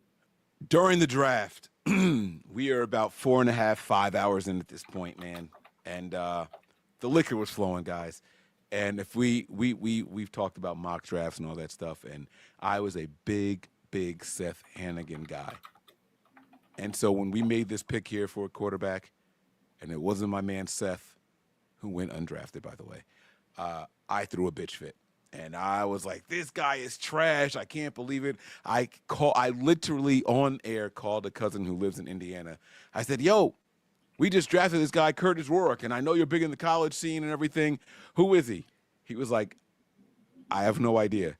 Thank you. And I hung up. I didn't let him elaborate. Now, he texted me later on like, dude, that was fucked up. Like, you could have let me know a little bit more, right? But I was trying to prove a point. Like, this guy is trash. He's blah, blah, blah, blah, blah. I take it all back. This guy is an Iron Man. To find out the injury that he played through all season long, not only having that injury, having not one but two. What's the injury? What's the injury? ACL. He had an ACL injury here. Now, not all ACL injuries are created equal. There's complete tears, there's strains and all that stuff. I don't know the depth of it, but if he could play through it, he could play through it, right? We're going to talk about Mykel Williams playing through a high ankle sprain. That ACL is a little bit more significant, especially for a quarterback. And then you go and you turn on the tape, and you see one thing that stays consistent. Go ahead. Especially for Kyle Shanahan quarterback. Kyle Shanahan was like, this motherfucker played a whole season with a torn ACL. I want him. Have you seen the way I go through quarterbacks? He doesn't even have to come off the field. Let's get him. Exactly, right? Like this was the green flag for Kyle Shanahan here. You know what I'm saying? Yeah. And so what I liked about this young man was all that stuff that I just mentioned, right? But then you turn on the tape of it, just his last season. Just watch his last season, right, at Indiana. And what you see is on a bad ACL, when he turned his head to try to make another read, his toes immediately turned with it. His feet and his eyes are in such lockstep. It creates a very high accuracy passing percentage. This guy was almost 70% completion percentage in his accuracy rating. Like, it is absolutely phenomenal. He goes out there to set records for the Hoosiers. Like, I mean, this guy, I gave him all kinds of hell. I did it on another show. I'm going to do it here again. I owe him the biggest apology, and I am sorry. I am absolutely sorry. And no, Callie, it was not liquor setting in when I said Joe Budden is top 5. He is absolutely top 5, and we can go bar for bar, track for track with any rappers that you think are better than him, and I will shut you down. I promise you that. But anyway, Curtis Rourke is the Joe Budden of quarterbacks. The disrespect continues. Yeah. He is the Joe Budden of quarterbacks. In my book, that is a compliment. All right. I really, really like this guy. After having time to reflect on it, I'm going to give this a B+. I think that what the Niners are going to do here is going to try to do a little flip here. Bring Mac Jones in here, build up his draft stock, see if we can get a comp pick for him later on like we did with Sam Darnold, and make some real competition in that draft room. When you watch his film, everything that you like about Brock Purdy, this kid does, and he's taller, less tip passes, less batted passes, right? He can see over the offensive line that is blocking in front of him. You know what I'm saying? This guy throws layered passes. He's got a better arm strength than Brock Purdy, and his footwork and like I said, his decision-making, it all goes hands in hand. He does not lock in on a player. This guy is way better than what I thought he was at the time of the draft pick because I had never heard of him or even seen him. He wasn't on my draft board at all, so I was very happy to see what he brings to the table. So shout out to my man Christian Rourke. You did well here. B plus. Let's give it a B plus. By the way, I saw Peacock of our guys, Peacock and Crocker. They do the Locked On 49ers every day. He literally said, like, this is Kyle Shanahan's style of quarterback, Curtis Rourke, and he had a mock to the 49ers like a week ago, along with Mykel Williams at 11. But he was saying, this is Kirk Cousins coming out of Michigan State. Like, this is the same exact quarterback prospect coming out. No shocker, Kyle Shanahan is in love with him. Like you said, Mike, he's 6'4", 220, 30-inch arms, 9 3/8 hands. Played a whole season with a torn ACL. Like, it's wild. I think the guy, there is a negative that he's 25. Like, he's fucking Brandon Weeden age coming into the NFL. But you don't need him to start right away. You don't need him to start right at all if everything goes well. Hopefully he never starts. And with all due respect to him, not for us. If he's starting, something's gone horribly wrong. But with that said, he's got some good things to like. You know, I didn't know anything about him until he got drafted, obviously. Watched the UCLA game. That kind of shows him putting it all together. He's got some flashes on those second to third level throws. He's got the size, like I said. He sits in the pocket. I saw a good amount of times where he sat in that pocket, delivered the ball, and got drilled. I mean, absolutely laid out, did not pause to think about it or get shake or hear the steps coming. I see Ian Sharp saying Studfeld-like. To be honest with you, this is going to sound like a knock, but I see Aiden O'Connell. I see Aiden O'Connell a lot out of Curtis Rourke. That's probably on the lower end, but that's just who I see. When I see comps, I don't think like good or bad. Like that's who it reminds me of. So I see Aiden O'Connell. Also, he kind of fucking looks like him. If you look at his picture, he's that dirty stash going on. But I don't know. I think the pick is all right. I'd give a 7th rounder, B minus, C. Like, you don't really expect much in the 7th round. I would have liked the offensive line. Again, I feel like I've said it for the last 4 or 5 picks, but I'm okay here's with what it. I do expect: Mordecai to be out of here. Right. Which I is sad because I Mordecai liked Mordecai. I thought he had some positives. Yeah, he did. He did absolutely right. But this guy right here, he's a fighter, man. And so I like this young man here. Sorry not to cut you off. No. You're good. You're good. That was all I had for this pick. Matt, great points. Great points. I'm kidding. I was like, yeah, you did it again. I'm looking around like, wait, what just happened? Like, what am I missing here? Man, like, did I spike my hookah and not know it? Like, that's like the 3rd time you got me here, man. No, man. So, I don't know, man. I don't know. I really, really like this kid for some reason. And again, because I think I went in with such low expectations, maybe everything that I saw and heard wowed me about him. But this guy, he's all right, man. This guy's good. Mm-hmm. Yeah, and go ahead. Mark just posted a comment that a lot of people are saying, and Wayne and I went over the draft, that he said the same thing, right? The news came out about the ACL right after the draft. Like, maybe that's leading to, hey, let's stash this kid. Let's stash him one time real quick, where the season won't count, NFI, and we still control him for 4 years after this. It could be one of those situations.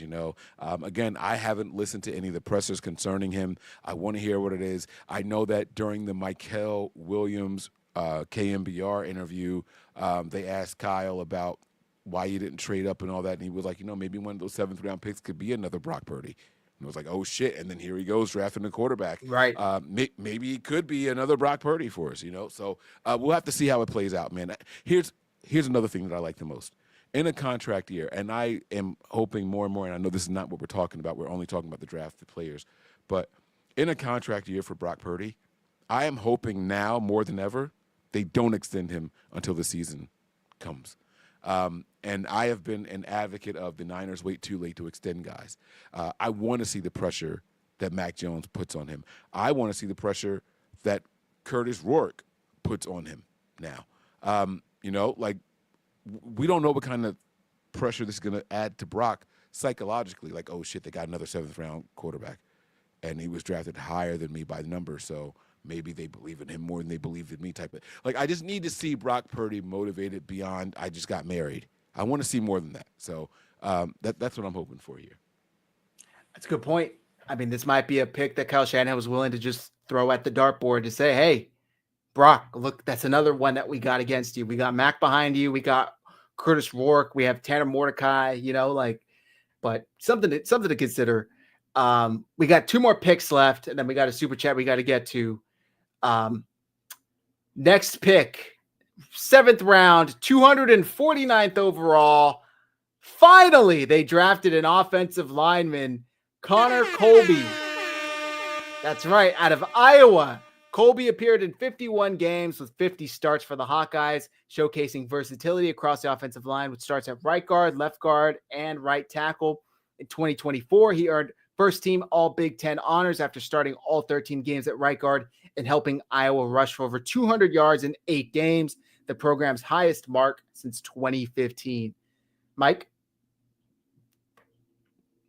Oh, you're muted. Sorry, this was an interesting pick for the Niners. Again, finally addressing the offensive line, right? It's like, come on, guys, like we did it here. But what do we see from a guy? I see a guy who's hungry. I see a guy who's nasty out there, and that's what you want to see from your interior offensive lineman. He did play all over that offensive line over there for the Hawkeyes. But what we saw the most of him as far as position starts and snaps was the right guard position.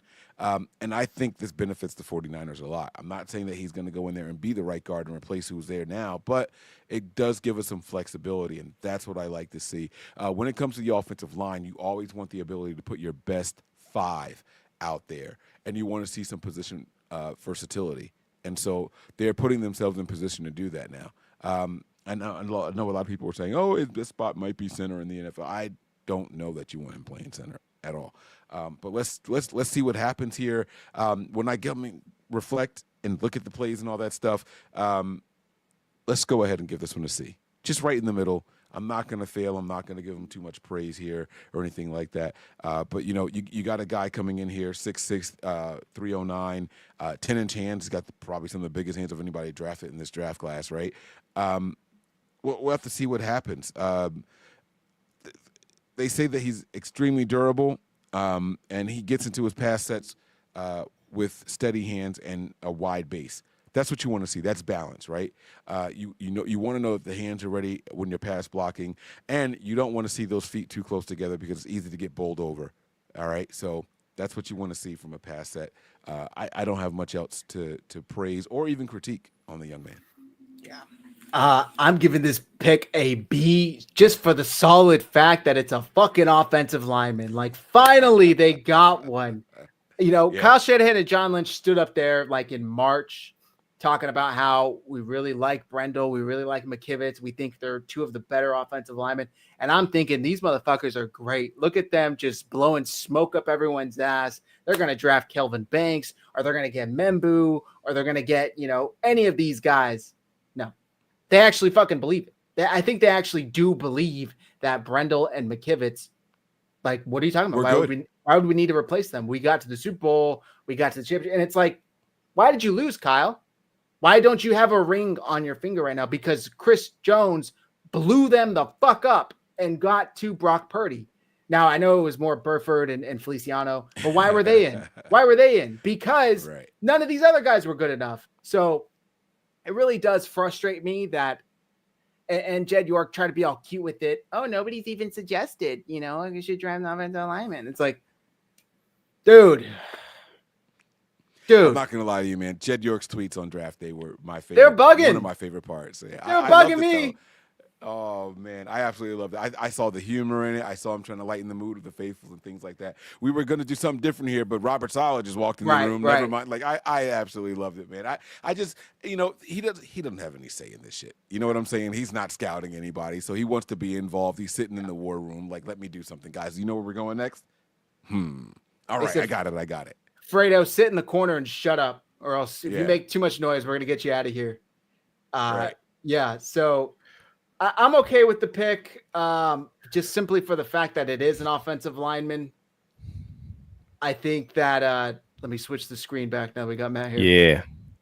Sorry, I had to help out with both daughters. No, you're Never good. apologize for being a dad, bro. We're talking Never. about Connor Colby, and I want to read you guys his ideal scheme fit from Kyle Crabb, the 33rd team.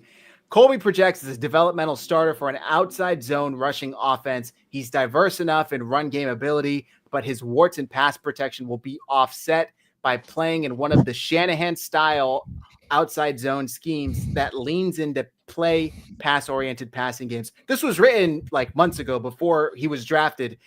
Where did he get drafted to? Shanahan himself and that style offense. So I do think that is a positive for him. He's not the best in pass pro, much better in running blocking, but he's got the hair for an offensive lineman too. He's got that mullet going on. Did you have any thoughts on Connor Colby, Matt?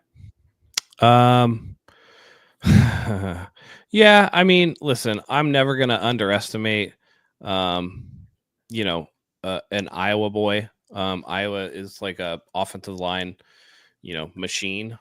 I think it was way too late to take an offensive lineman here. And in that vein, I'd actually like to go back and just give real quick grades on the guys that I missed, starting with Jordan James, F minus. I believe at this point, Devin Neal from Kansas and Jaden Blue from Texas were still both on the board. And the fact of the matter is there were still linemen on the board as well. You could bring in undrafted free agent running backs. As a matter of fact, we just had Jordan Mason here that we had to trade, who was an undrafted free agent. Everybody's former favorite, running back for the 49ers, Matt Breida, undrafted free agent. There are guys that you can find. 5th round, you haven't touched the offensive line at all. Again, much like Jordan Watkins, but to a lesser extent, just because I think he's not I don't know, man. Like, just not good draft strategy here. I didn't like it. Marcus, how do you say that? Seigle? Okay. Good athlete. Probably more special teamer than anything. I don't like a lot of people are singling him in to start as a safety. I just don't see that right off the bat. I think now you're hoping for a little bit too much out of somebody like that. I know that, he has a good pedigree with the Big Ten school in K-State. Are they Big Ten? I think they're Big Ten, in Kansas State, but I don't know, man. I think he's like a backup for sure. I think that Jair Brown and maybe like an Odom are going to start the season. Malik Mustafa's injury could not have come like at a worse time. Although with what they described, Malik Mustafa might be ready for the season opener. That's what his mom was saying.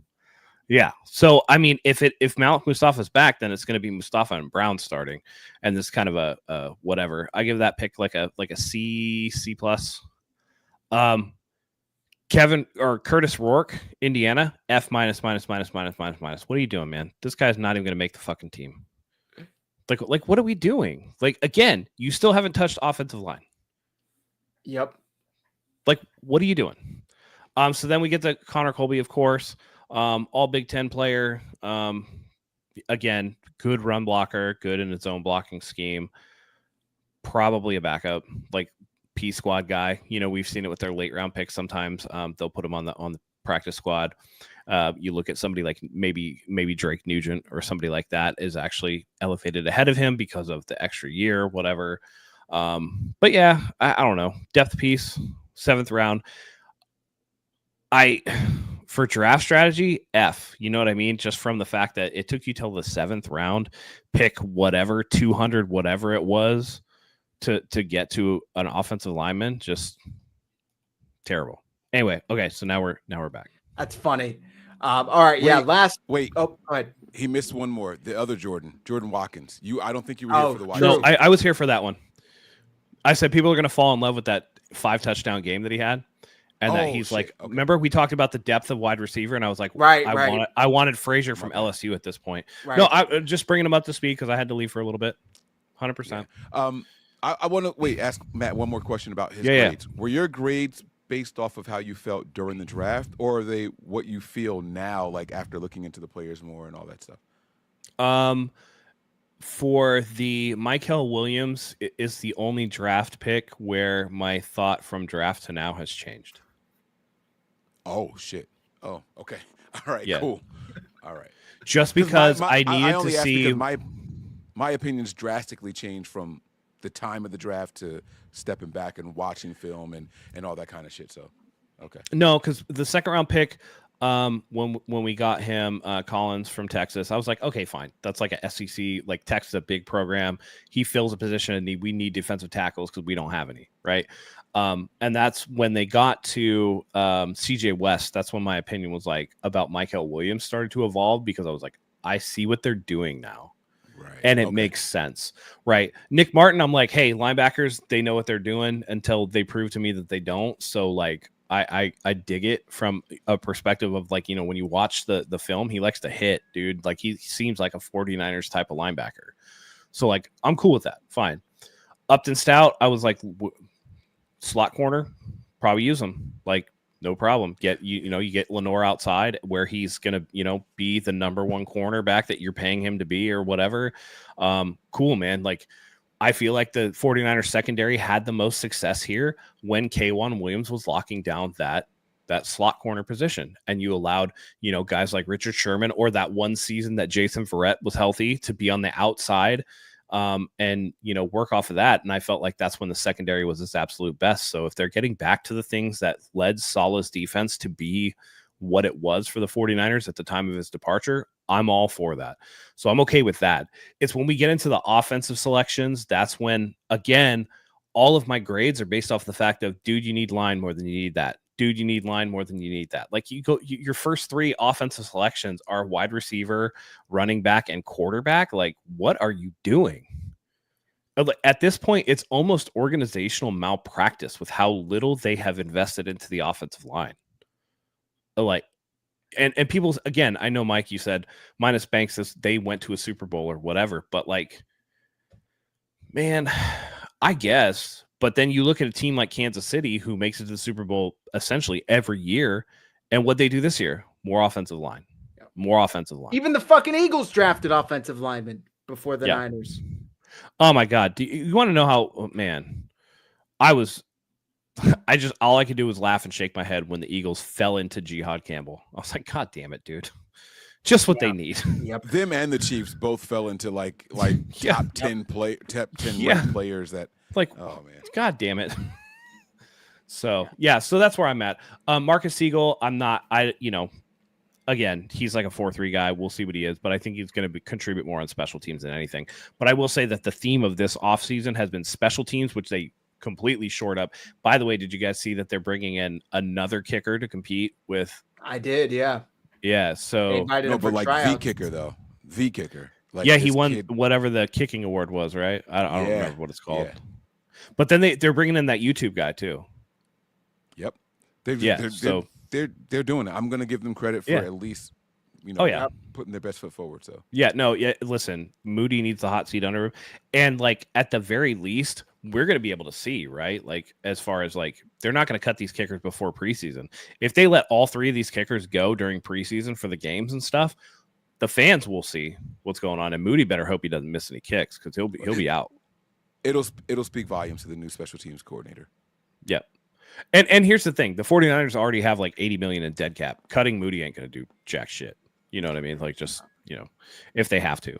So, so that's all my offensive graded players or whatever, F, except for maybe the guy that we're going to get to right now. Yeah, we got one more, and that is the last pick of the 2025 49ers draft class. 7th round, 249th overall, wide receiver, junior Bergen. Bergen finished his career at Montana as one of the most dynamic playmakers in FCS history. He tied the NCAA FCS record with 8 career punt return touchdowns and set a school record with 16.71 yard punt return average, surpassing former All-Pro Mark Mariani. Over 48 career games, Bergen totaled 1,777 receiving yards, 577 rushing yards, and 18 total touchdowns on offense, while adding another 2,114 return yards and 9 scores on special teams. Matt, we'll throw it back to you since you were gone for a bit. What's your grade? A. Oh, I'm gonna give it an A. You know why? Because this guy is literally only in the building to try to return a kick, and at this spot in the draft, it's like, all right, I guess. You already listen. They already showed what they think of offensive line by drafting one only in the 7th round or whatever. And I know we got a guy in the chat saying like, "Hey, they picking multiple years," but it's like they're not picking anybody of any pedigree. They're picking like scraps and hoping they work out. So this is one of those. If it works out, fantastic. It can't be worse than what we've had. We've had some of the worst returners in the NFL. What was it, man? I want to say that somebody said that like George W. Bush was still in office the last time the 49ers had like a kick return touchdown or something like that. It's been like forever. Ted Ginn You know what was I the mean? last Ted one. Ginn. Ted Yeah. Ginn? Yeah. Ted Ginn was the last one. Holy It's shit. like, are you kidding me, man? Like, That was 2011. That was 2011. So Obama. okay, so it was Obama. But still, like, it was Obama first term. Okay. Like, that's a problem. You know what I mean? Like, that's ridiculous. It can't be. We signed a guy from Pittsburgh, Ray McLeod. That was a disaster, right? Richie James, disaster. If all this guy, somebody said Trent Taylor, take a seat. Trent Taylor we had back there for a while. Debo we had back there. No juice anywhere. No juice. And so if this guy comes in and he can return kicks and he just stays on the 53 to be part of special teams, at the very least, it shows me that they are finally taking special teams seriously. And I will take that because the 49ers have been one of the worst special teams in the NFL for a long time. It's time that changed. Yep. And we got special team coordinator. That came out like an idiot. Special teams coordinator from New York, high-ranked coach. We're bringing in some kickers to bully Jake Moody into either kicking better or get his ass out of here. We draft a returner. Sorry. I should let Mike go. Mike, and then I'll finish up with my grade. What's your take on Junior Bergen? I like this pick, actually. A former running back turned wide receiver, speaks to his physicality, number one, right?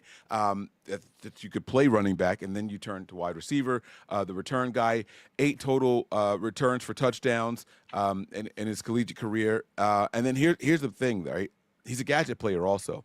Takes passes, runs from behind the line of scrimmage, hands off tosses, all that kind of stuff. Makes a couple of throws as well. This is the guy that said, hey, Debo's replacement.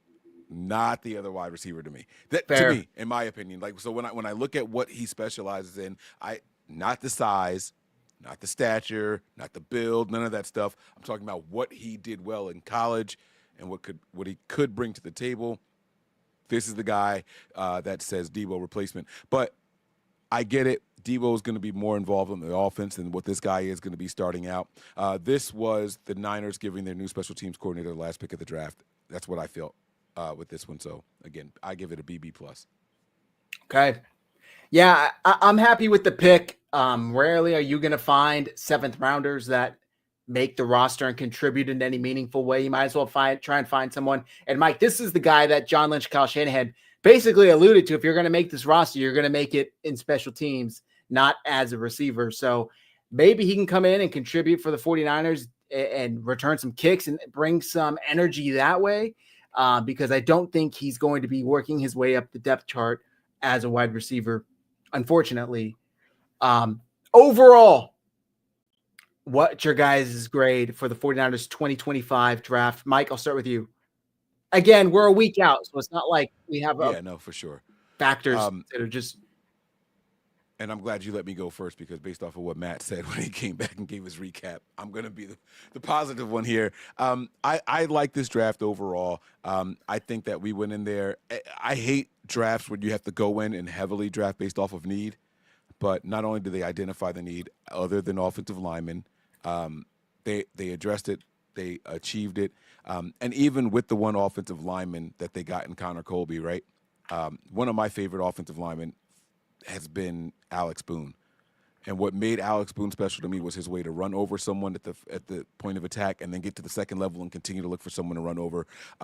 In the zone run game, that's exactly what Connor Colby does. This guy is always looking for someone to hit at the next level once he's secured his first guy or his first assignment. Then he doesn't just stand by idly looking like some of the offensive linemen that we have currently on the roster. I won't say any names. I like even that pick. Was it late? Yeah, but I like what he brings to the table, his attributes. I'm going to give this draft an overall B. I really, really liked what we saw here. So kudos to the Niners. I think they knocked this one out of the park as far as prospects and what they bring to the table. Okay. Matt, you want to go or you want me to go? No, I mean, I can go. I would say overall, I would give this draft, if everything works out the way that they want it to, I guess I would say a B minus. I think they ignored the offensive line, and I think that's pretty egregious. But I see the vision on what they were doing on defense and the fact that, again, the offense wasn't necessarily the problem last year. I think the defense played a huge part. Special teams played a huge part. And so the two weakest units on the team, particularly after the purge that was the beginning of free agency, the 49ers went in a very clear direction, picked guys that, make a very clear statement. Hey, you're not running on this team. You think you're going to run on us? Times have changed, boys. And so for that aspect of it, I really do respect what they've done. And I kind of see where they were at. When they turned the draft over to like Kyle Shanahan and the offensive side of the ball, that's where I feel like maybe some stuff should have been a little bit more, thought out. I thought it was poor strategy to do the wide receiver, the running back, and the quarterback before you even touch offensive line, particularly when there were guys of such pedigree still out there that, you're not looking at as maybe a backup, probably a practice squad guy. It would have been like, no, this is like a backup for sure, maybe a spot starter or a guy who could at least make somebody uncomfortable in camp. And I know that we're talking about, they have Matt Hennessy and they have Barch that's coming back and, this and this and that. Maybe they really like those guys. Maybe those guys will make a difference. Maybe year 2 Drake Nugent's going to make a push for somebody. But then they also glowingly talk about Jake Brendel and they also glowingly talk about Colt McKivitz. And you got people out in the ether defending Colt McKivitz as like an actual good right tackle. And I'm just like, I don't, you guys are part of the problem. So they're going to see what they want to see. But if I'm Brock Purdy and I look at this draft, I'm asking for every dollar that I can get because they clearly they don't have keeping you upright in mind, and we'll see. I guess we'll see. I guess Brock's going to have to earn his money, I suppose. But yeah, it's like B overall, I would say. All right. Yeah, like I'm trying to grade who they got as opposed to who they didn't get and like let that factor in a lot. I'd probably give it a solid B minus. I really liked the first half of the draft. I think the second half things got a little awry and I have a lot more questions there. If the first half pan out the way they're projected to, though, I think this is going to be a great draft. You hope to get, 3 to 4 starters, or even that might be a reach, 2 starters out of a draft class and 3 to 4 contributors in total. They might get 5, like if everything goes as planned. So I'm excited for that. I definitely wish they addressed the offensive line more than just one pick in the 7th round. They did sign Humphreys, former Pro Bowl. We were joking around. Of course, he's going to be referred to as former Pro Bowl, former Super Bowl champ, all this shit, whatever. The dude's old. Like at most, he's going to be a swing tackle for the 49ers at most. Putting all your pennies in that basket or whatever the hell the analogy is isn't going to work out. Maybe they trade for an offensive lineman. Maybe they wait for cuts, come roster cuts in August. But I just don't think they did enough for the offensive line. But like Matt said, I think they went into this draft saying our offense was not our problem last year. It was the defense. So I'm hoping they're thinking the offense is good enough to where it can take the back seat in this draft, allow the defense to be replenished. You lost a ton of snaps. You lost Hufanga, Greenlaw. You released a bunch of players from the defensive line. Like a bunch of players really did just leave. Like they're no longer here to fill those holes. And they filled them with very, very talented prospects. So I am excited for that to see how it plays out. Anything else before I have a question for you guys to wrap up the show? I just want to defend Humphries a little bit. He's only 31. I don't think he's super old, and he's 2 years removed from his knee injury. I think there could be something left in the tank there. I don't think that he was that great ahead of time, but again, it's a position of need, right? Like swing tackle. You just hope maybe they do more. And And the other thing I wanted to say was, I think this draft was reflective of a new draft philosophy. Right, I think that the Niners really leaned on their position coaches and their coordinators in this draft. Right, we talked about the very last pick looking like a Brad Seeley pick, right? Like it looked like the special teams coordinator's pick. We talked about how the top half was like Robert Saleh coming in and establishing himself. Hey guys, I'm back, and we got to knock this shit out the park, right? And not only do we have to get good names, just know that I'm going to play my rookies. You saw what I did in New York. The defense wasn't the issue there. It was that the offense just sucked, right? Like the defense lived on the field. And to Matt's point, when they turned it over to our offensive coordinator / head coach, it was like, dude, you are still outsmarting yourself with these picks. Like, what are you doing? And then the famous words of our offensive line coach and Chris Forrester, it's like, I'd rather them spend those picks somewhere else. I'll work with whatever I got.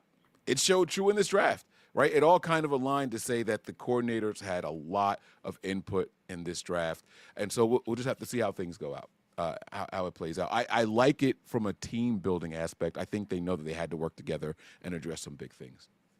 Yeah. All right, chat for you, or it's actually a Poddex. It's not a chat pack, but I got a Poddex question for you guys tonight. Chat, feel free to answer as well. This is your time to brag to me about the best things that have happened to you in the past 30 days. Matt, I can guess one for you, but you want to go first? Yeah, my baby being born, man. Congratulations again. The best thing that's happened to me. So, and the fact that everybody was healthy.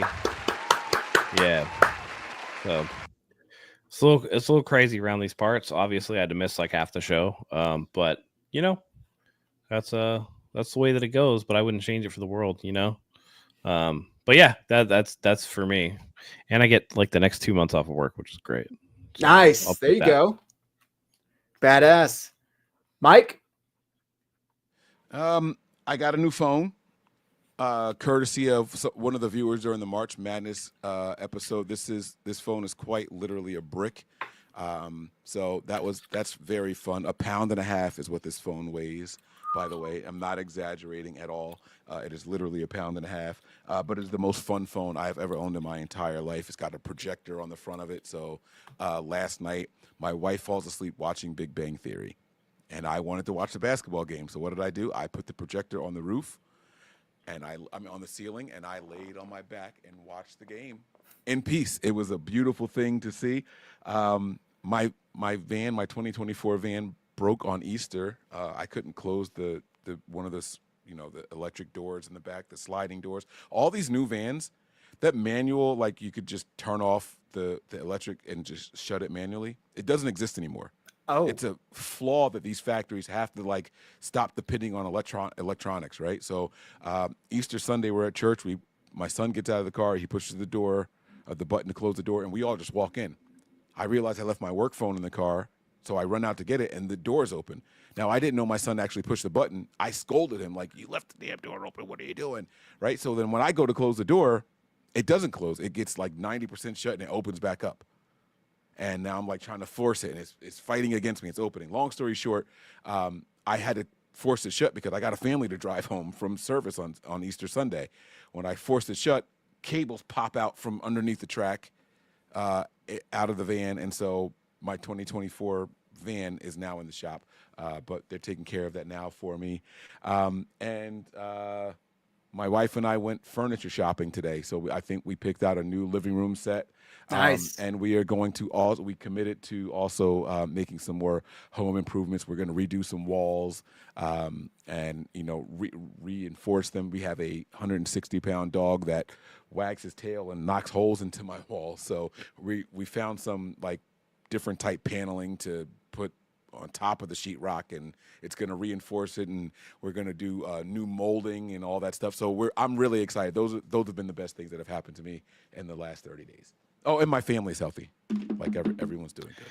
Dude, I remember in the 90s, my family owned a Ford Aerostar. Do you remember those motherfuckers? We had one too. My mom Yeah, had yeah. a Ford Aerostar. Hell yeah. Bro, you could fling that door so fucking hard.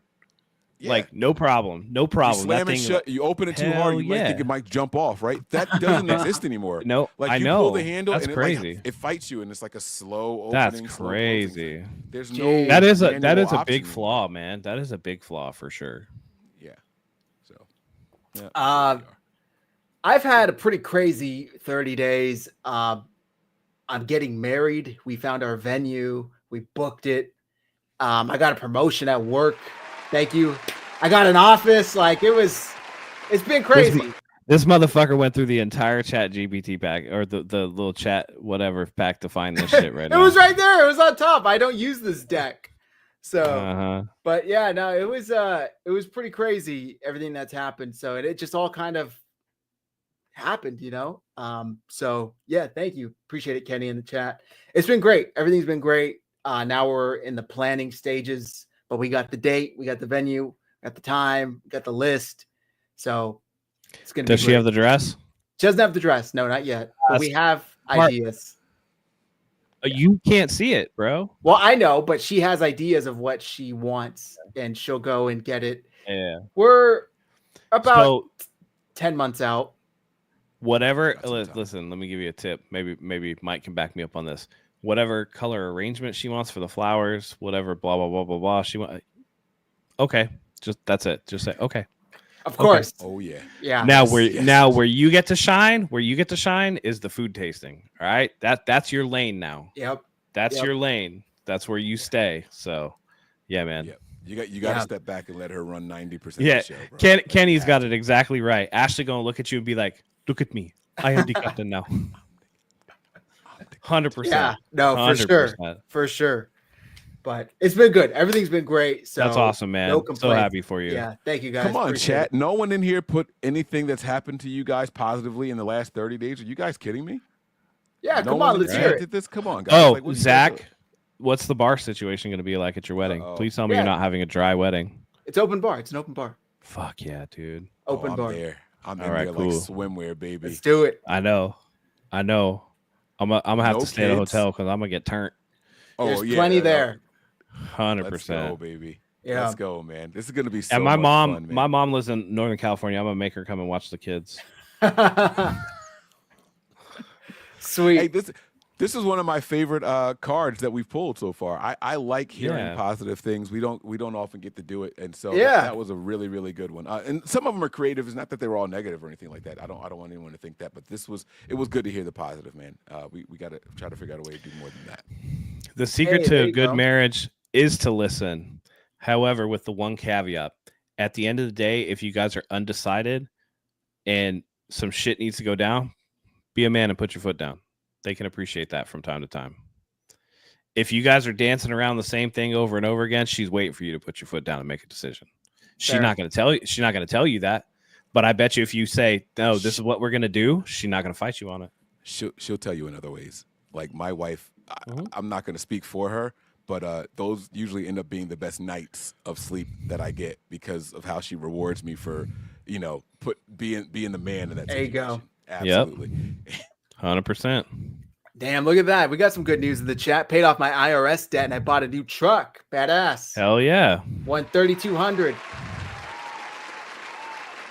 I love it. That's great, guys. That's great. Meet me at the altar by Jagged Edge. Yeah, that's a good one, man. That's a good one. We got to get some good music going. Some good music. Yep. For sure. All right. Are you going to do that thing in the wedding? It's one of the fun things, and you could like check this, but one of the fun things that people do like in the wedding thing is like they put like song requests in there for the RSVPs. Oh, do like, here, what song would you like to hear or whatever? And then if whoever you guys DJ or whatever, you have it. Sweet. Just you have a box that they can return, like that you set up, and he just pulls from there. So that's a good idea. Yeah, we'll have to do that. DeMarcus, congratulations, my man. I hope and pray for health for you, your children, your wife, everybody. Okay. Excellent. Did we get to the super chat, by the way? We didn't. Thank you very much. Mac baby. Are we looking at free agency for O-line? Worried?